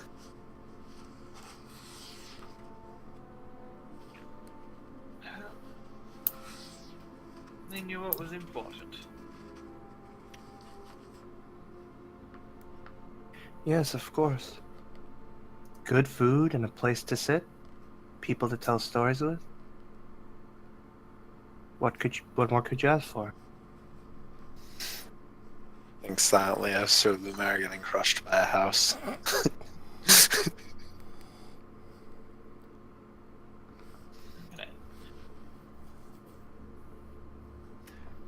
It's a house call, bitch. What up, bitch?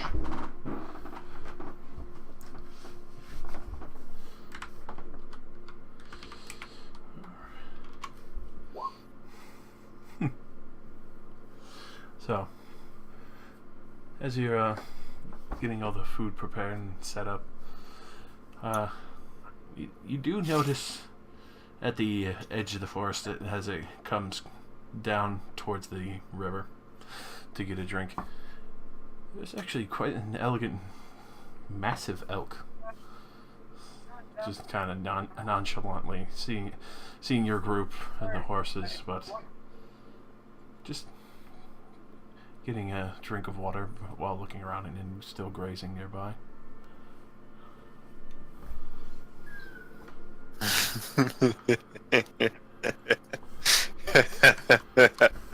Is something funny?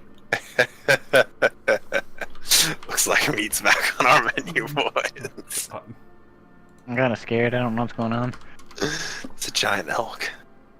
Oh, Cooking don't dinner. you dare shoot it in the face, please. Long range. Oh, okay, then I won't. I guess we're not gonna eat any elk. Caldir No, sits shoot it back in the down. face. Shoot it in the face. I told you, shoot it in the face. Oh god. As I said yesterday, begin the hunt. How far away are we from the town? Still a good while, which is why you would see the giant elk here. Beginning the hunt. Yes, kill him. Yeah, you know, I'm thinking against it just because I might run out of black powder if I keep shooting my gun so much in the middle of the wilderness. That's why you begin the hunt and one-shot him. And I don't think that's how it works. I charge the elk. Are you What? Are you serious? No. I mean, elk are pretty fucking dangerous. No, absolutely. You don't charge the elk charges you. Not to mention it's a giant elk, no less. Yeah, it's not even a normal elk, which is big Yeah. enough. Hmm. Yeah, okay, I'm not going to shoot it. I've decided against it. Alright. After a good while, as you see it grazing, occasionally picking at the different plants nearby. Finally, lazily goes meandering off into the woods. All very peaceful and very graceful, and even if it is in a very large creature, it's very gentle. Trying to guilt trip me about wanting to eat it a second ago. Just so you can get an image. Wait, it was that big? No, that, Yeah, damn, that's a big boy. I don't think we'd be able to carry all that meat.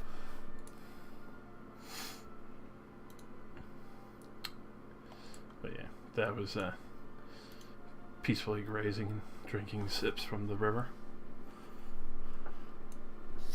Majestic. Awe-inspiring. Meat-filled. Gasping. Eating. Is food the only thing you think about? Oh, that was an out-of-character gasping.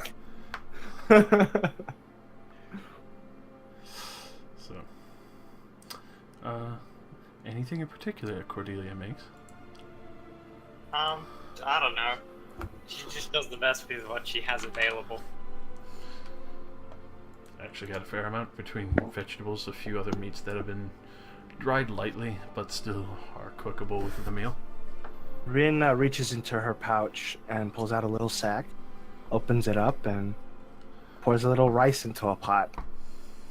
Puts a little water. That's some heroin. Sprinkles some opium.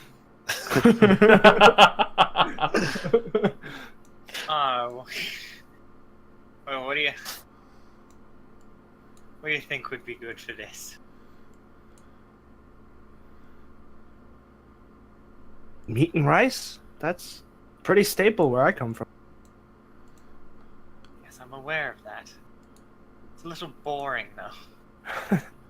Well, I don't have much in the way of spices, but I suppose we could go scrounging for something. Rivers do have all sorts of foliage. I suppose check, Josh? Or is that I survival? can go I'm looking for just gonna- spices. I'm just gonna point out, Josh, I do have proficiency with cooking tools. I'm going to try to sleight of hand food out of my briefcase that I'm now carrying. Alright, go ahead and roll sleight of hand, or roll me a stealth first, and then sleight of hand. Okay, you have to beat Caldier's passive perception. He's sitting next to you. Yeah, all of our passive perceptions are pretty high. Listen, I think the lowest is a 17 in this party, right? No, I have a absolutely 15. about to hit it. Yeah, I have a 15 as well. Okay, yeah. My passive perception, that's stealth roll. All right. So Okay, yeah, okay, So hit me with okay. that sleight of hand. No, I got a All right, 16. so this is gonna be a 1. All right. So Oh, I notice. I think we all notice. Yeah, we all know this. You notice nobody noticed it- the you- one part. Yeah, yeah. You don't know where Mill got it from, but you definitely see he has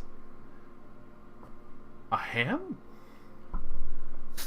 Oh, a ham.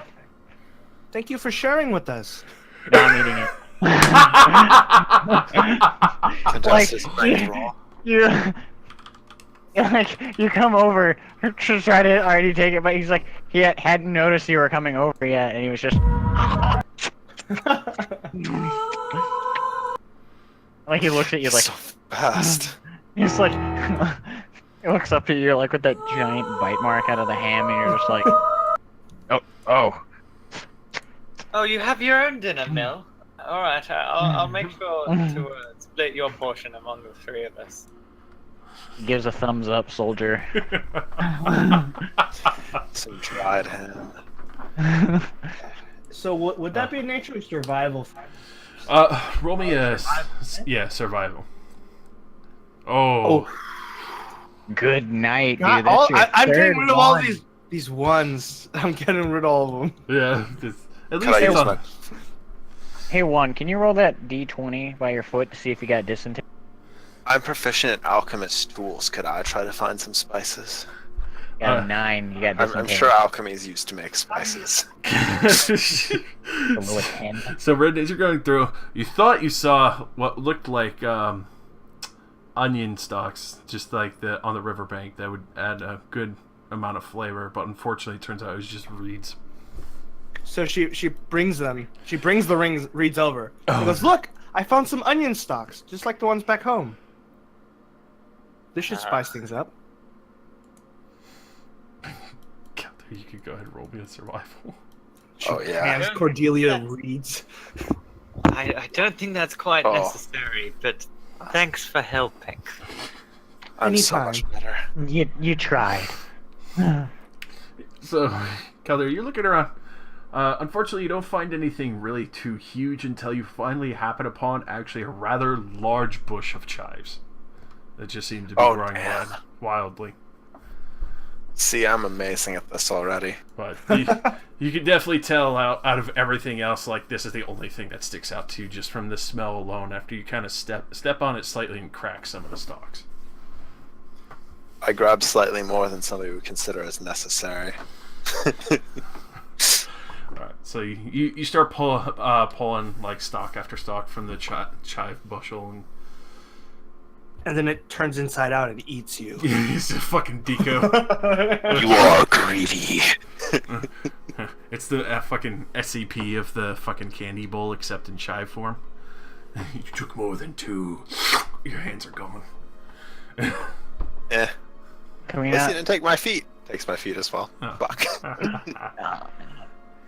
But no, yeah, you definitely come back. You've even with the amount that you grabbed, this huge bushel you just reek of chives now. I found these as well. I was kind of bored and heard you looking for spices. Oh, I suppose I can throw some in. Did you take the entire bush by any chance? About a third of it. Okay. That's a little better. At least we'll leave some for the next person who comes along. I figured we could keep some. Because we still have a while. Yes, I suppose it should be fine to have for the next day or two. Alright, I'll put them in a container somewhere. Cheeto. Where's the cat?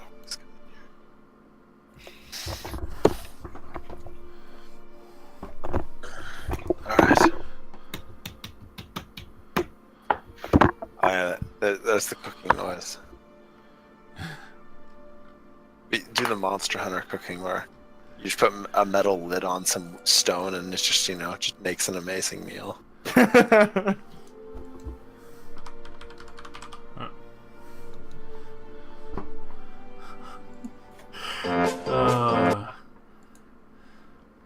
Yes, yeah, as Cordelia starts it up.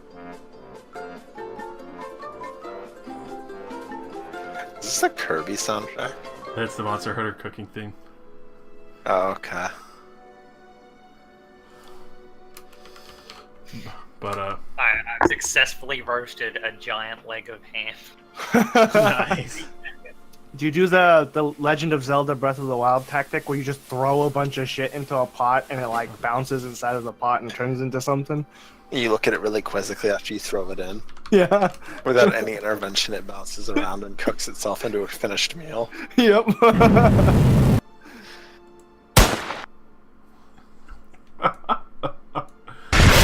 Oh my god. Alright, so as Cordelia prepares this beautiful meal between potatoes, carrots, and a leg of lamb, seasoned a little bit with chives and rice, and actually comes out to this very fine meal. Man, my mouth is actually watering. Sounds really good right now. Roll anything to see how good it actually is. If you really want to roll your cooking tool. It looks amazing, we'll still stick with that. Be inspired. Yep. I'll let you do it with advantage, because you've had assistance. Advantage and a D8. Yeah. Alright, well, I'm just gonna point one thing out, is that things like cooking tools don't actually have an ability tied to them. That's pretty much just up to you. Sleight of hand, right? Survival. No, as in like an ability score. They have no ability score tied to them. What is survival? It's wisdom, right? Yeah. Yes. I'll do that then. Alright. It kind of makes sense for cooking. Yeah. Yeah. It's pretty much all practice. And, I didn't roll it at advantage. Yeah. I changed to advantage after I clicked roll. Now this one's going to be at advantage because it said advantage and I didn't change it back.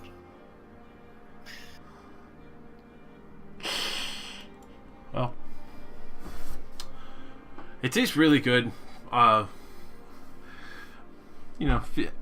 Few pieces here and there. And shit. Is it the reed? Yeah. Did some of the reed get in there? Yeah, some of the reed did get a little mixed in there. Somebody tossed that in there, but you're not sure who. But I'm helping. Yeah, I basically somebody thought they were helping. It was Ecor. Juan. It was Juan. He came back from the dysentery death. nice. Shit in the. He threw his boxers in there. Threw his boxers in the meal? Jesus. That would God be- damn it, Juan. I always knew you were a sick fuck. Hey, Somebody should sue you. Wow, sue yourself? Oh, you're gonna represent both sides. The one suing and you're giving me dysentery. So, as there is actually a very nice meal still, though. It's peaceful. Just one or two pieces of reed, not sure how that got mixed in there. But still very tasty. I swear, I didn't do anything.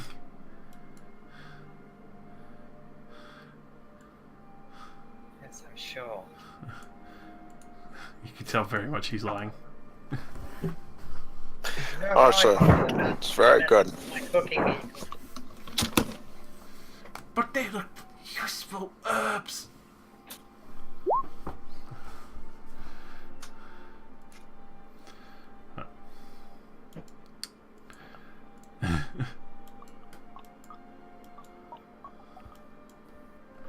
Alrighty.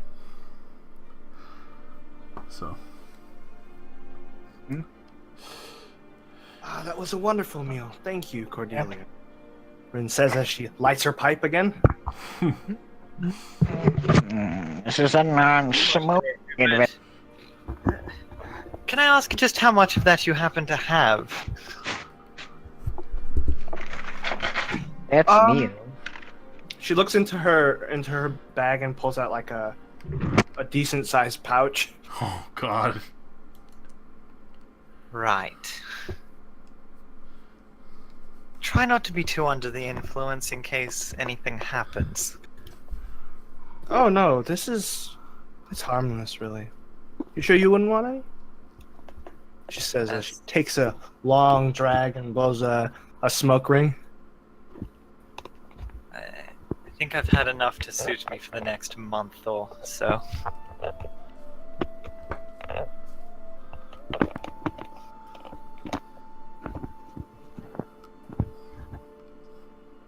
Ikor? Oh, please. Yes. As he kind of like lands and hobbles over to you sideways. She hands him she holds the pipe for him. You can see him. He figured it out finally and wraps his lips around. Takes a very long, hefty drag. It's good. Thank you. You're welcome, Ikor. At this point, as you can tell, his little chest is puffed out, and you just see like little bits of smoke kind of puffing out of his nose as he's trying to hold it in as long as possible.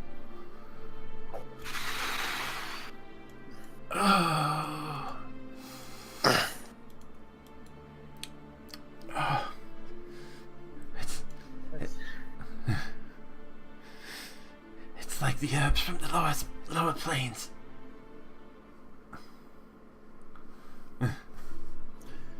They have herbs on the lower plains?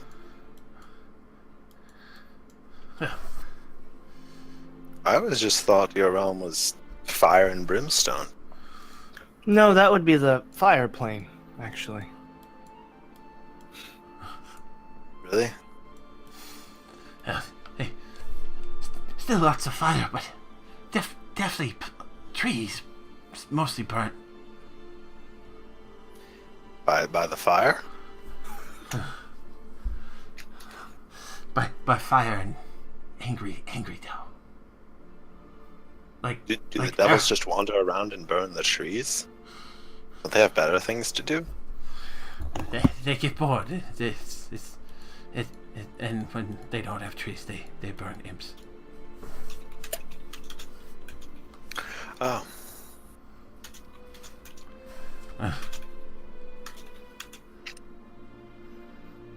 So, at this point, Ikor kind of sits up on the edge of the tent, kind of looking around, enjoying the feeling from the pipe.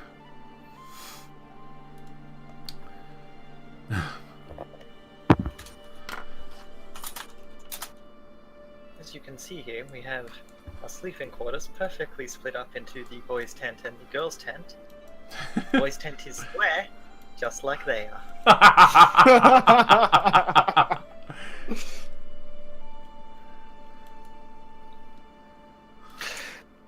Just, I mean, be careful, you might have an indestructible box thrown onto the roof of your tent. I don't know what that's going to do, but it might happen. I don't know, it seems to annoy you a far lot more than it does us. I think. Wait, did he just get his box back? I wasn't saying that in character, that was a meme, like the square.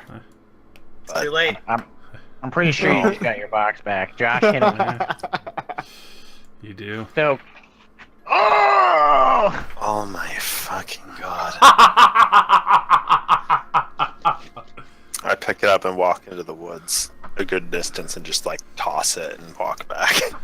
You could just toss it into the river. The river's right there. I mean, the river might not move it. It would definitely muffle. There's a heavy box.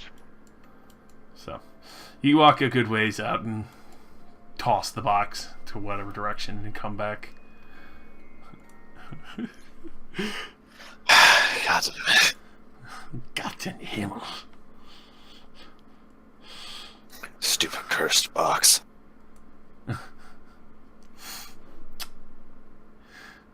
So, upon arriving back, The night coasting in, the cooled air slowly overtaking the area as the shadows grow darker and the fire is the only light. Unfortunately, the moon is gone and there would be a new one.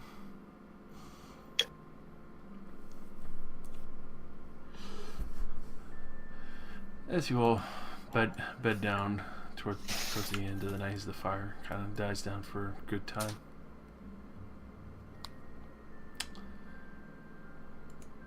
You do feel what seems like a blissful state of mind before you all find yourselves sitting by the campfire again. You remember you were in your tent, asleep safely. One thing I do want to specify is that Rin did not go into the tent yet. She was just relaxing outside, late into the night. Yeah. Anyway, sorry. Continue. So, you do find yourselves around the campfire, though not entirely sure how. And as you sit there and listen for a brief moment, as all other sounds slowly dies down, here's somebody else softly singing to you.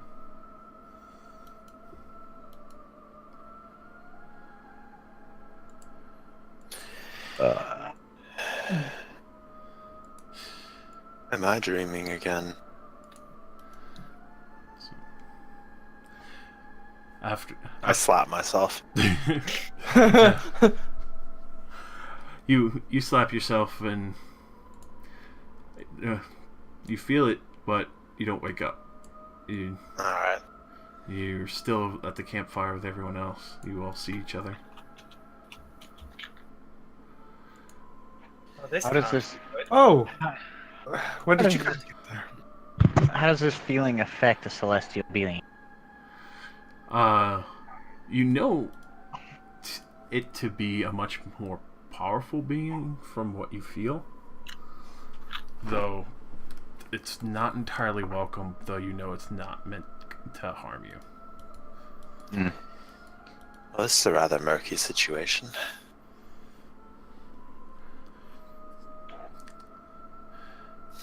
As you sit there, I check for my food pouch. your food pouch is still there, though you do see Ikor eating a slice of ham. I will kill him. I take out my moon sword. But you very distinctly realize it doesn't seem like Ikor can see you. I take out my moon sword and I try to stab him. As you reach for your weapon, I'm not full stab either, like more like a poke. as you reach for your sword, your hand actually passes through it. Oh, were you real? No. What? Wait. What about my pipe? It's sitting there on the ground. That's gonna start a fire. That's not safe. That's not safe. It landed on a soft patch of grass, though, you can tell. I may have smoked too much. I did warn you. Did that damn demi-hag show up again? Box? I hold out my hand. No response. Okay.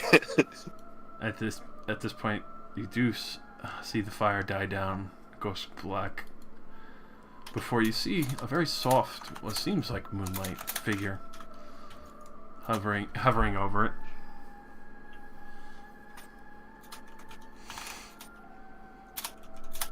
And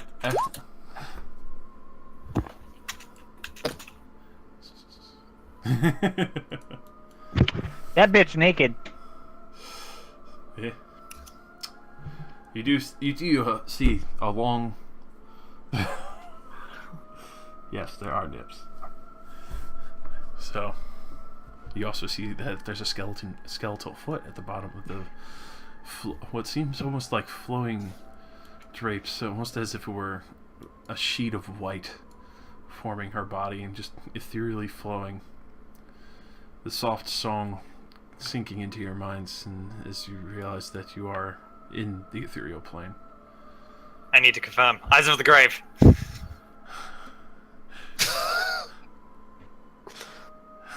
Check. She's definitely not dead. Or undead, I should say. Brad? She's got a skeleton foot. Yes. You would recognize her as the very estranged Pale Knight. What? She's known also as the Mother of Monsters. Oh man, the mother of monsters is coming to see us. I don't know if that's good or bad. As I'm gonna rate her as neutral. she looks down to you all. You have a heavy burden ahead. I've gained word of what has slipped through your fingers. Do beware. You will find more of my children. But please do not be so quick to kill them all. Some of them are angry, I can understand. They are not permissible to be allowed to be around the populace. But for those more reclusive, please spare them the mercy and just spirit away the pages as you find them. They do not use them, but they do guard them.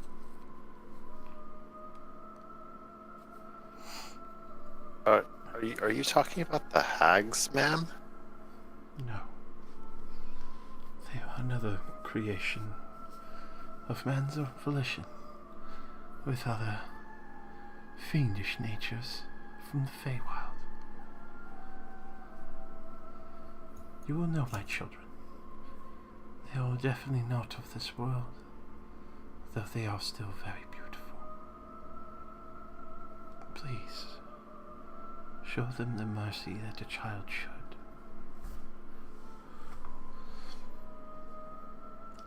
At this point, she slowly starts to fade, and you feel yourselves kind of drifting back into a state of sleep. Everything goes black, and then finally you all wake up back in your tents, in your sleeping bags.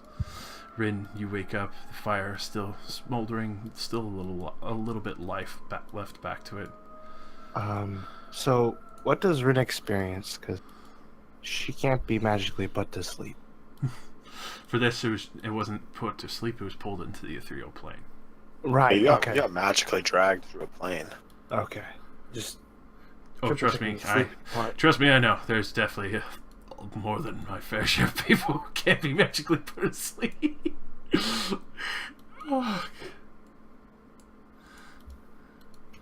Well, first things first is I'm getting up. And Kaldir, since you did think about it, as you wake up,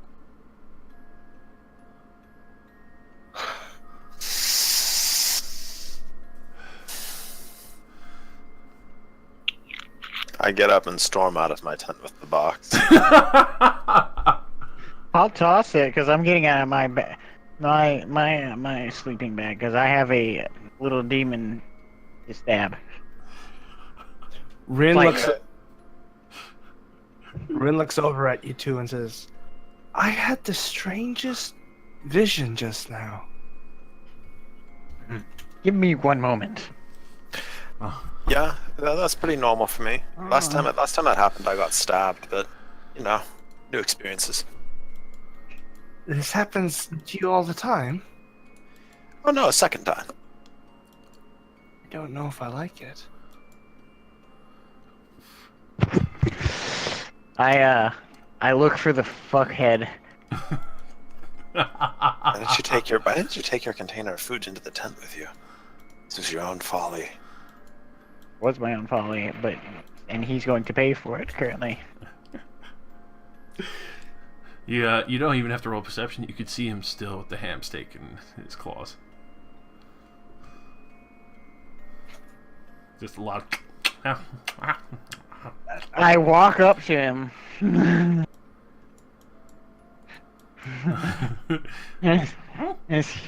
He's eating my ham steak.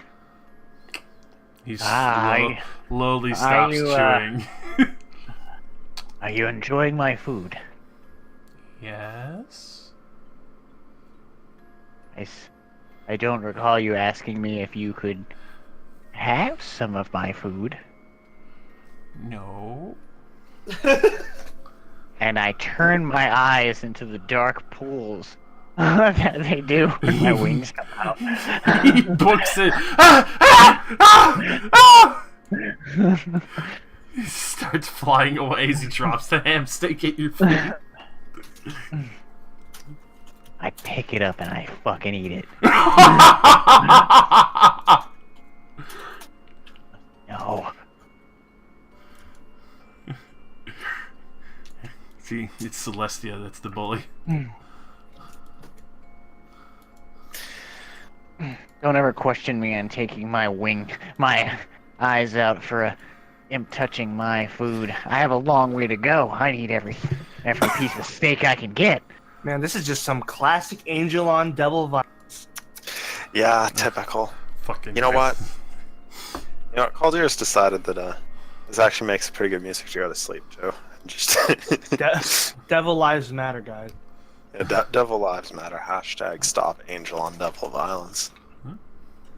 Every year, thousands of devils are murdered by angels in their righteous I crusade. call out to this fleeing devil. The next time it will be an ear. Please! I'm sorry! I'm gonna take a fucking ear out. Mine or yours? Damn. You're a cheeky one. I will take yours. Oh god.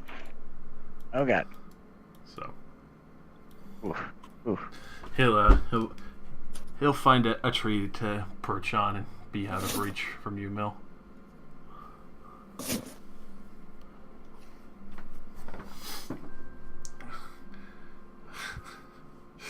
Cordelia, do you get up at all? I mean, I will eventually.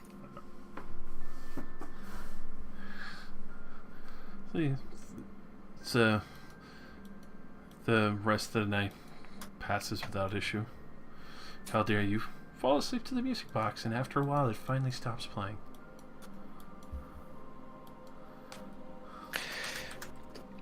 I'm more surprised than anything. It's like, hey, maybe that's the ultimate trick, is that once I start enjoying it, it stops.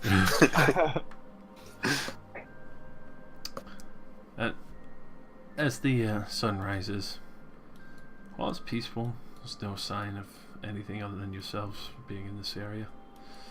You can see Ikor is now getting the horses ready, getting the feed bags off of them, making sure they get water and are tightly strapped back to the wagon, ready to move out as soon as you're all set.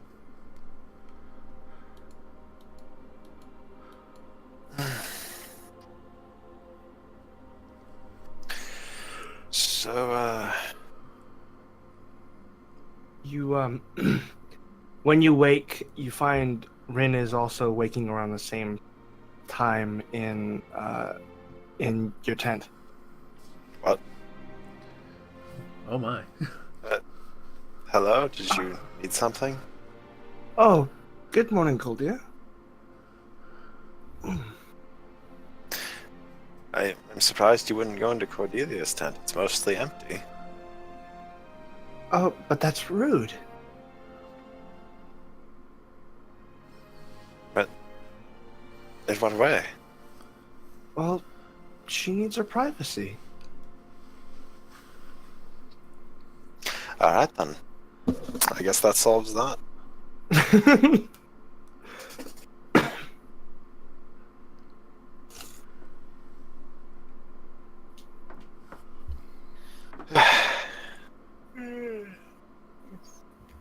morning, everyone. Good morning, Cordelia. Did you not get dragged into the spectral plane and get I guess I can't really call it complained at, placated at, placated? I never know how to say that word. Yesterday? I just went back to sleep. Really, it didn't phase you at all?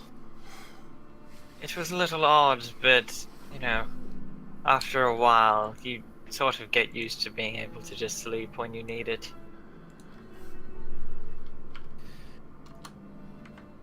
I guess. I was a little worried. So we can all confirm that we all saw the same thing, right? What, the naked, floating, pale night mother of monsters? Yes. Then yes. I was worried she was The referring to skeleton hags. foot was a little off-putting, but I didn't detect anything undead about her, so I wasn't What? too concerned. Why would such a high being even bother to tell us that? Certainly her creations are far beyond us.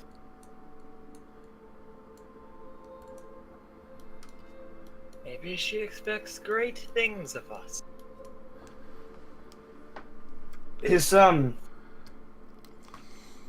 Is she evil?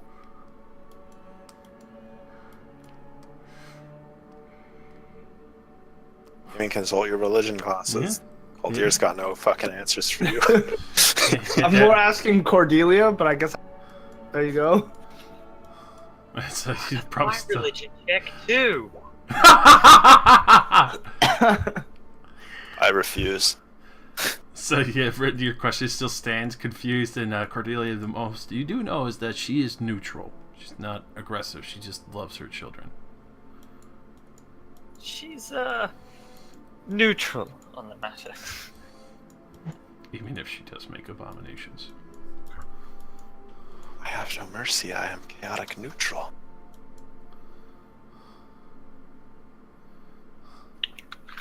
Well, it's not like she's intentionally trying to kill us. So is that like the same thing as when she lit that house on fire and we were going to burn to death inside? Is that the same kind of unintentional evil? No, I'm pretty sure that was intended to kill us. Different kind. Okay. I'm interested to know what she was referring to. That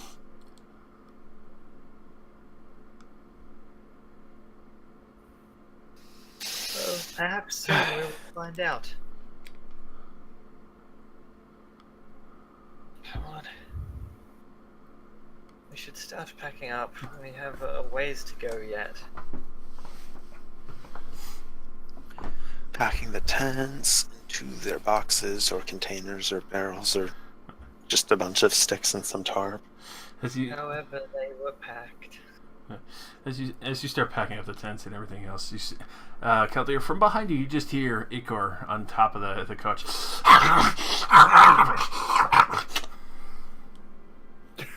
Why do I hear him? Because you're closest. Passive. Oh no. Ah. Hmm? I mean, I'm not going to do anything about it. He's enjoying a fine meal. Enjoying What a is nice he? Is he eating another ham? Roll me a perception. Yeah. I'm going to. And I hope I crit this. Yeah, I heard him, but I'm not doing anything about it. He can eat all he fucking wants. I don't give a shit. I want to crit this. If this is the only 20 I get for the next week, this is it. That 20 though.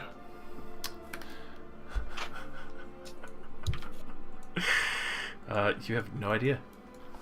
I can't even hear the distinct sounds of moist ham eatings. Wait, you're still packing up the tent. Kaldir's the only one closest enough to hear it.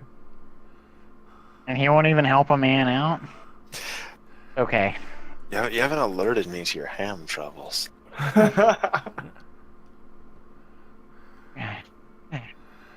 This imp is lucky this time. We'll get him next time. But I will. I might even cut off his hand.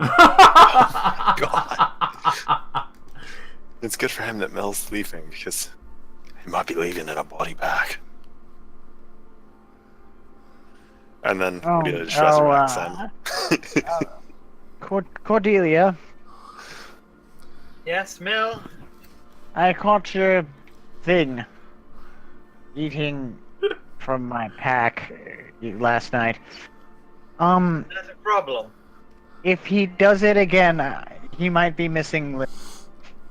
I won't kill him, but he will pay the price. I did not kill him. I did not. You touch him and you'll end up like those trophies you so admire. I'm just saying. The amount of traveling I have to do, I don't need a tiny creature eating my food.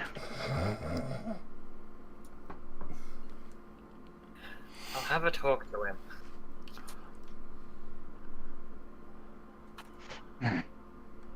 Now you understand eating food is wrong. My food is wrong. I don't care if he eats other food.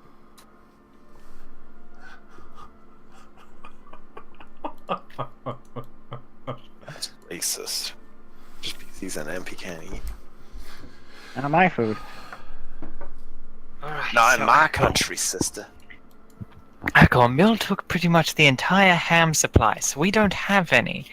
So when he leaves, get as much of it as you can. Yes! Yes, master! As you could see him gnawing on like the ham steak bone that was in the middle.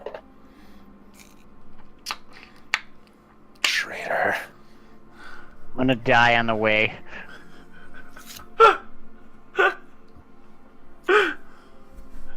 Alright, so you all pack up.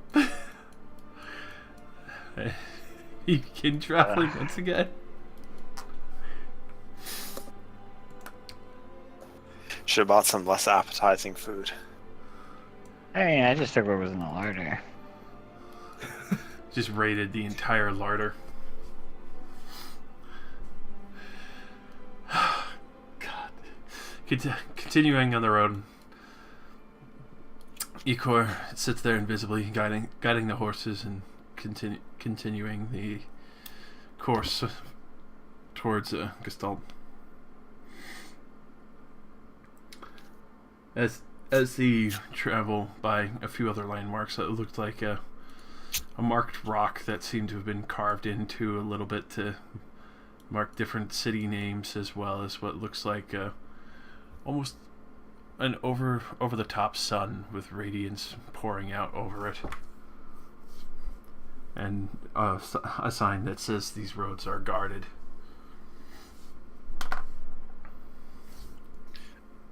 I assume it isn't, an unofficial sign that looks like it's advertising. There's a bunch of bandits that want to take a toll. It looks exactly like that. I'm sorry, I seem to have missed something. What's going on? Sorry, There's a very shoddy sign half made nearby, a very ornate stone that marks the directions for each of the towns with a beautiful radiant sun kind of carved in it very ornately. And then there's a very shoddy sign set up beside that's written in the direction that you're heading, saying these roads are guarded. Oh. Well, isn't that a pleasant surprise? Looks like we won't be running into any more goblins. At least the goblins can't write, so probably. What if there's just a really smart goblin? Smart for a goblin.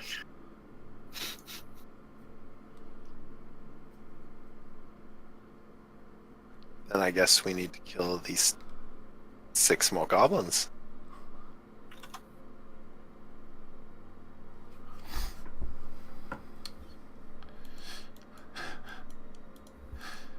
Why 6?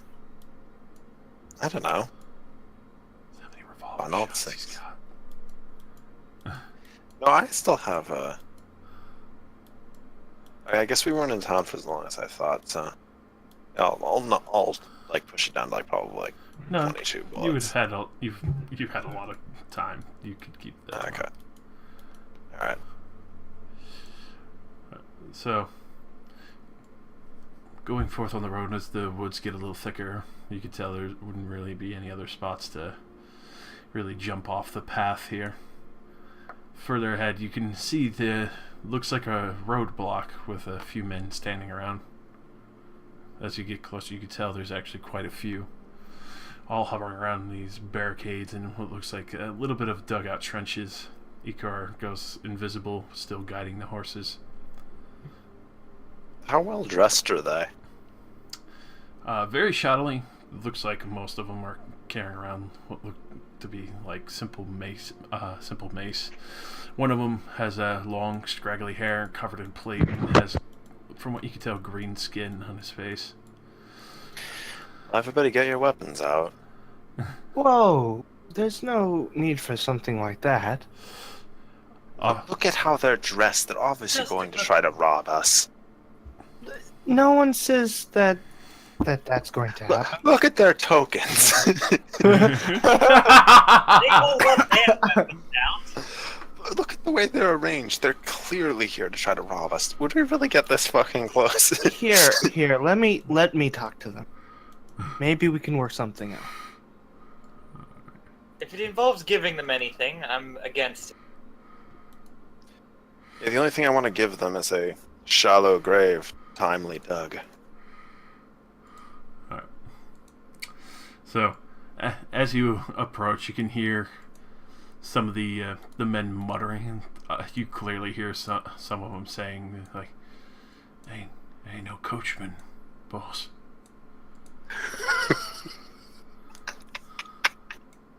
They have no coachman.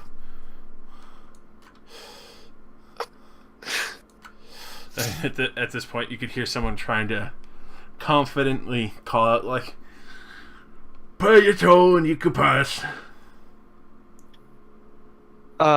Rin steps out of the coach and begins approaching slowly. Gentlemen, what seems to be going on here? There's a toll? I wasn't told about this. Oh yeah, it's a new one. You know, been having some issues with goblins and some of the uglier animals and wolves. We were put here to keep an eye on travelers. That's right. By the town's guard, we meet you halfway and make sure there's a safe place to stay. Oh, and I'm sure you're doing such a wonderful job, all of you handsome and rugged looking so strong. She takes like a few, steps closer. Oh my god. Oh, I mean, for anything like you, I mean, you gotta be keeping the ladies safe. Oh, thank you so much. That's a wonderful looking axe you have there. Warriors of your caliber generally tend to name their weapons, in songs. What's her name? I call her Gronks here. Gronks. Oh, fabulous. My name is Rin Yoshida. I'm just a traveling bard. And me and my companions would just love to pass by here. But I'm afraid we came from a rather destitute town. We're a little low on funds, you know how it is. A traveling musician. Could I perhaps, get a little exception here? She gives him a wink.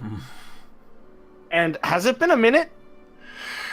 For the amount of conversation, I would say a good minute's passed. Okay, then can you please have him Roll a what? a wisdom, an insight check Ah, versus my charisma with advantage. Persuasion. Sorry. so wisdom. Hopefully I do not roll a 1. When you have advantage, you need to roll 2 ones. Oh, there you go. Alright, so completely false to you. He's like, yeah, I mean, sweet thing like you. I think we can make an exception, right, lads?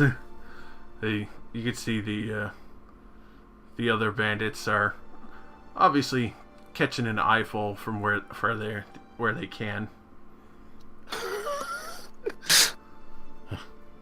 At this point, you could hear the other one kind of shuffle close, like, but boss, you got a coach that leads it. So, you shut up, is a nice lady, but a pretty lady. Sorry. She steps forward and smiles and says, "And can I have your name? You handsome W." His Adel. Ladle? Adel. Adel? Oh, thank you so much, Adel. You've been such a great help. Anytime, but lady, I'll be sure to come and catch your performance in town if you're still there. Oh, and you know what? I'll give you a special little performance when I see you again, okay, Little? I'll look forward to it. You be good now. She walks back to the cart. Okay, we can go through.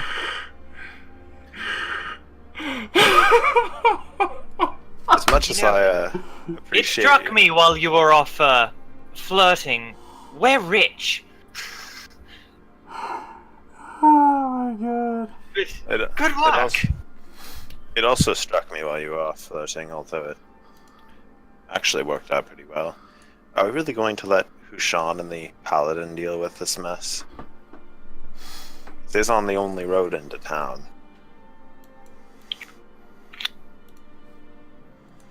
All I know is that I'm sure they have enough to pay a toll.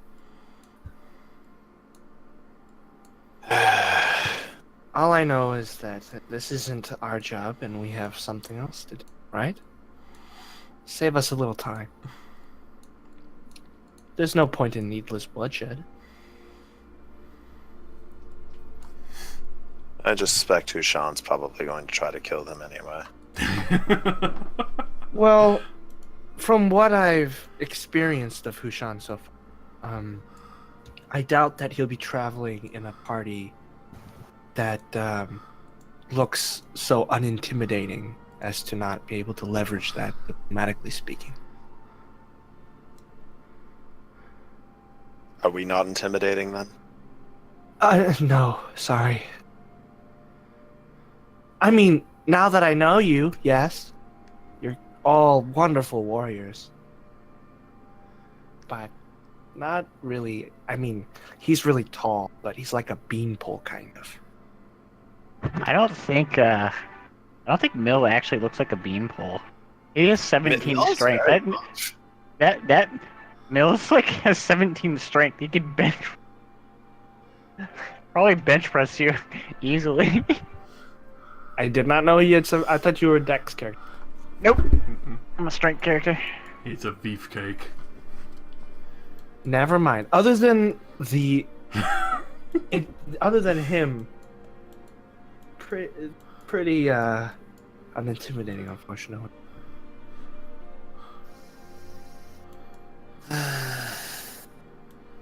Really? I mean, you were all so eager to go up in arms against these folk. Oh They're no. brigands. They're taking advantage of people. You don't Mill know didn't their say story. anything. He's We good. have to admit, there were no goblins in this area. See, you were right. There wasn't. Maybe a really intelligent goblin did write it for them, though. You don't know. What if the Goblin King is their leader? They could be working in conjunction with the goblins from earlier. You three are ridiculous. I didn't say anything. Mill, you silently approved of my actions with a nod. I'm now adding this to the canon. A solemn nod towards my line of thinking. You look to Mill and you see, mouth the words. Do it. So, Mill, where do you Yes. keep your case of meat? next to me Alright. at all times. Just had to make sure. He handcuffs it to his hand. Dude, I'm about to handcuff it to my hand.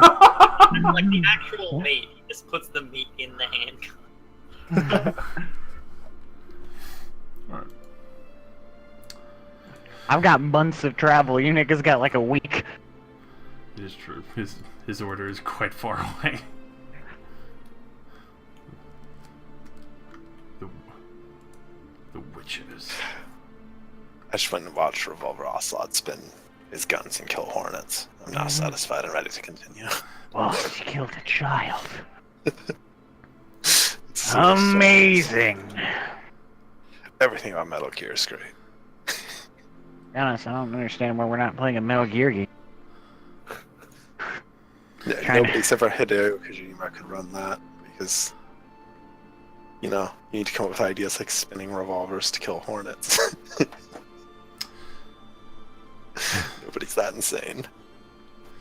Nobody would be that insane to sit there and just let them swarm them. No, he's that good. He just hits them out of the air. He predicts their trajectory. God.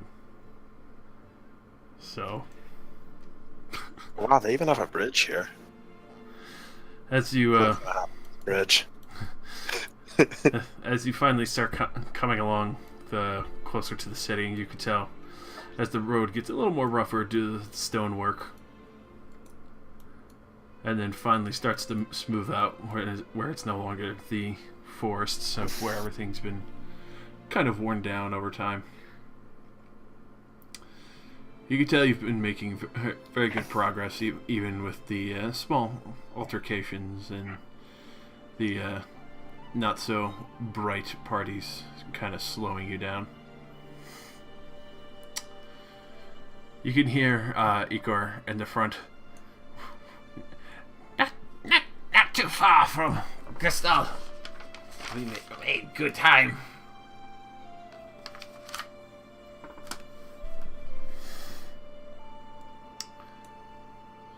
Thank you, Igor. Good work. You've traveled there that much that you remember the landmarks? Travel everywhere. And go back every time, waiting for Master. You weren't joking about the usefulness, Cordelia.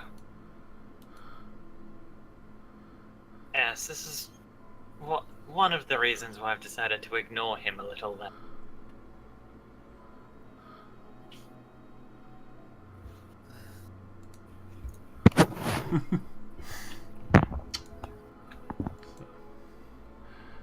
As a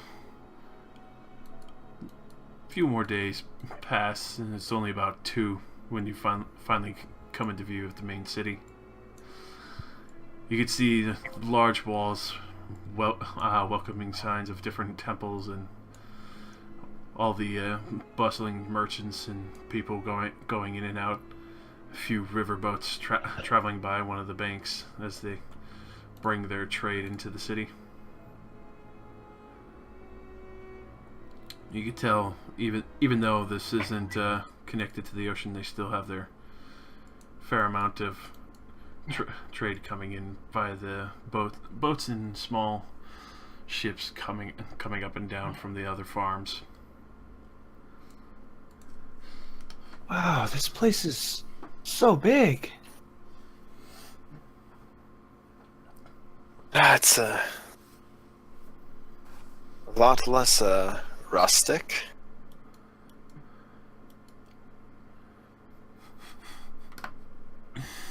So, when you finally enter through the main gates, and you get closer to the main entryways, you can hear a few other people about to call out, and you can see them checking different wagons as the guards see the coach marked by the Radiant Shield. They just let you pass even though they don't see a coachman. Wait, what? What's the matter? Never seen a magical coach before? I guess I'm in. Yeah, we don't get paid enough. Yeah, that's probably it.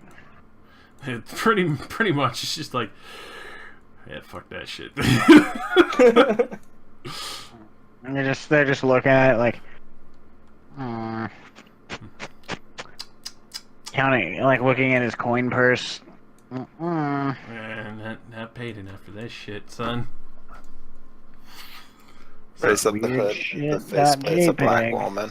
She's just like, I do not get paid enough for this.